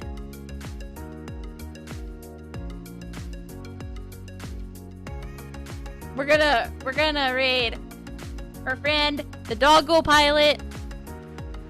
Jet dive.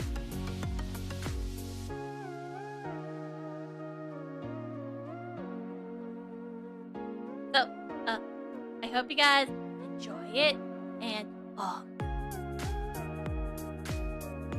we'll see you guys later.